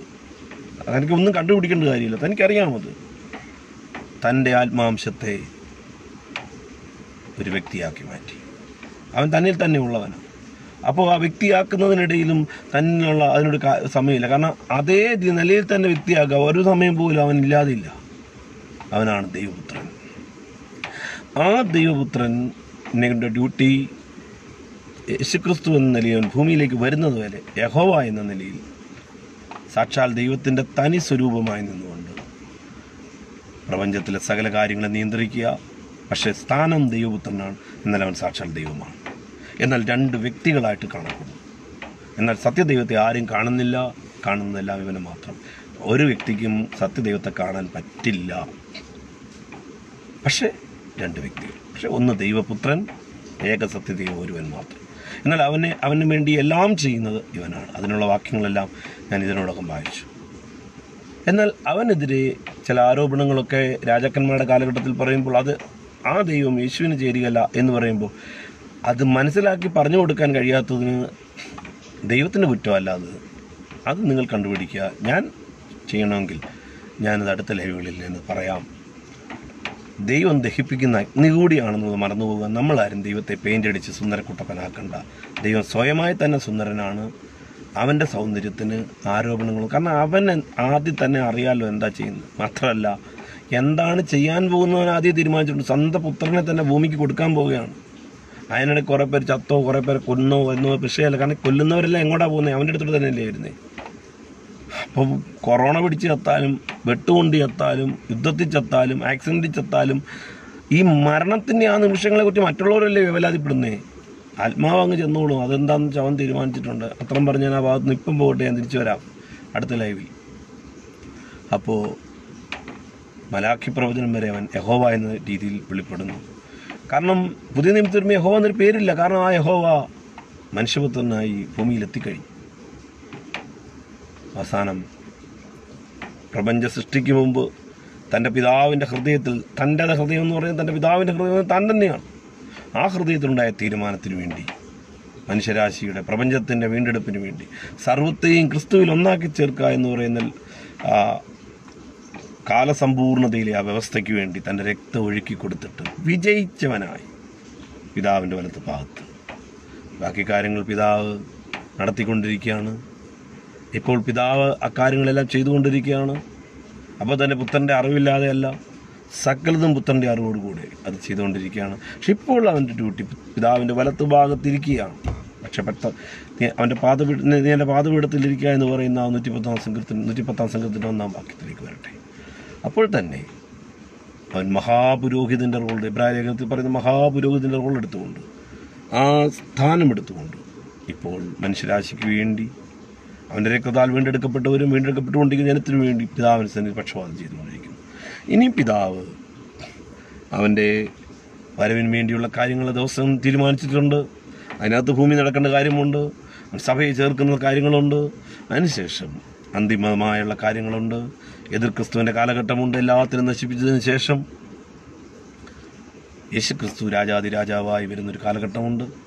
ആ കാലഘട്ടത്തിന് ശേഷം നിത്യത ആരംഭിക്കുമ്പോൾ പിതാവിൻ്റെ കയ്യിലേക്ക് പ്രപഞ്ചത്തെ പൂർണ്ണമായി ഏൽപ്പിച്ചു കൊടുത്തു സർവ്വപ്രപഞ്ചത്തിൻ്റെയും രാജാതിരാജാവും കർത്താതികർത്താവും ദേവാതിദേവനുമായി ഏക സത്യതയും വാഴുമ്പോൾ പുത്രൻ പിതാവിന് കീഴ്പ്പെട്ടിരിക്കുമെന്ന് പറയുമ്പോൾ അകത്തുള്ളിൽ വസിക്കുമെന്നാണ് ഞാൻ ചിന്തിക്കുന്നത്. ഇനി അതല്ല, മറ്റൊരു രൂപമായിട്ടിരിക്കുകയാണ് നിത്യതയുടെ പരിപാടി. എനിക്ക് അറിഞ്ഞുകൂടാ.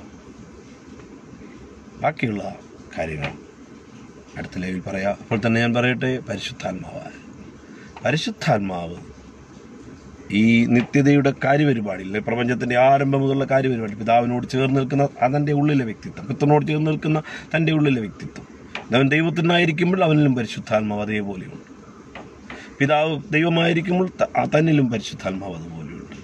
എന്നാൽ ആ പരിശുദ്ധാത്മാവിനെ ഒരു ശക്തി എന്ന നിലയിൽ യഹോവയായ ദൈവം അഥവാ പുത്രൻ, ദൈവപുത്രൻ പ്രപഞ്ചത്തെ ഭരിച്ചുകൊണ്ടിരുന്ന കാലഘട്ടങ്ങളിൽ ഓരോ മനുഷ്യരിലേക്ക് പിതാവിൻ്റെ ഹിതപ്രകാരം, പുത്രൻ്റെ ഹിതപ്രകാരം, പിതാവ് പുത്രൻ രണ്ടും പറയണ്ട, ഒന്ന് ദൈവം തന്നെ, ഹിതപ്രകാരം ഒരു ശക്തി എന്ന നിലയിൽ ശിംശോനിലേക്ക്, ദാവീദിലേക്ക്, ന്യായാധിപന്മാരിലേക്ക്, അതേ യോശുവയിലേക്ക്, മോശയിലേക്ക് എല്ലാം അയച്ചു കൊടുത്ത് ഒരു ശക്തിയായി മാത്രം ഭൂമിയിൽ വന്നു തിരികെ പോകുന്നു. എന്നാൽ കാലസമ്പൂർണ്ണ വ്യവസ്ഥയിൽ പുത്രൻ മനുഷ്യപുത്രനായി ഭൂമിയിൽ വരുമ്പോൾ സഭയെ ഒരുക്കുന്ന പദ്ധതിയിലേക്ക് പിതാവിൽ നിന്ന് തന്നെ പുറപ്പെട്ടു, പുത്രനിൽ നിന്ന് എടുക്കപ്പെട്ടു. പുത്രനിലുള്ളവനാണ്, പിതാവിലുള്ളവൻ പുത്രനിലുള്ളവനാണ്. അപ്പോൾ പിതാവിൽ നിന്ന് എടുത്താലും പുത്രനിലെടുത്താലും ഒരുപോലെ തന്നെ പുത്രനിലുള്ള ആ വ്യക്തിത്വം അപ്പം തന്നെ പിതാവിലും ഉണ്ട് പുത്രനിലും കൊണ്ട് മാറുന്നില്ല. കാരണം കടലിൽ നിന്ന് ഒരു ബക്കറ്റ് വെള്ളം കോരുന്ന പോലെയോ 100 ബക്കറ്റ് വെള്ളം കോരിയ കടലുമായിട്ട് പോലും താരതമ്യപ്പെടുത്താൻ പറ്റില്ല. അപ്പോൾ അവൻ ഭൂമിയിൽ നിന്ന് ഞാനെന്ന വ്യക്തിയിലുള്ളതുപോലെ നിങ്ങളെന്ന വ്യക്തിയിൽ മറ്റൊരു വ്യക്തിയുമായി, വ്യക്തിത്വമല്ല മറ്റൊരു വ്യക്തിയായി തന്നെ, രൂപമില്ല, നമ്മുടെ രൂപം എടുക്കുന്നത്. പക്ഷെ നമ്മൾ തെറ്റ് കാണിച്ചാൽ അവൻ അവിടെ നിന്ന് മാറും. അവനങ്ങനെ പ്രത്യേക ശരീരത്തിൽ ഇരുന്നേ പറ്റുമെന്ന് വാശിയൊന്നുമില്ല. കാരണം അവന് രൂപമില്ലാത്തത് കൊണ്ട് അവൻ എവിടെയും ഇരിക്കുമെന്ന് വിചാരിക്കുന്നു. അശുദ്ധിയുള്ളത് അവൻ ഇരിക്കത്തില്ല. പക്ഷെ അവൻ വ്യക്തികളിൽ വ്യക്തിയായി സാക്ഷാൽ ദൈവമായി, അപ്പോസ്തല പ്രവൃത്തി 5 പത്രോസ് പറയുന്ന പോലെ, അനന്യാസേ നീ വ്യാജം കാണിച്ചത് പരിശുദ്ധാത്മാവിനോട്, അനന്യാസേ നീ വ്യാജം കാണിച്ചത് ദൈവത്തോടാണ് എന്നിട്ട് പറയുമ്പോൾ പരിശുദ്ധാത്മാവ് ദൈവമാണ്. അപ്പോൾ തന്നെ 3 ദൈവമില്ല, ഏകസത്യദൈവം ഒരുവൻ മാത്രം. എന്നാൽ പുത്രൻ, ദൈവപുത്രൻ, സാക്ഷാൽ ദൈവം പുത്രനെ ഉളവാക്കി. അത് ദൈവപുത്രൻ, അവരില്ലാതിരുന്നൊരു കാലഘട്ടമില്ല. ആ ദൈവപുത്രൻ പിന്നീട് മനുഷ്യപുത്രനായി, ഇന്ന് അവൻ അറുക്കപ്പെട്ട കുഞ്ഞാടായി പിതാവിൻ്റെ വലത്തുഭാഗത്ത്, ഇനി അവൻ രാജാതിരാജാവായി മാറും.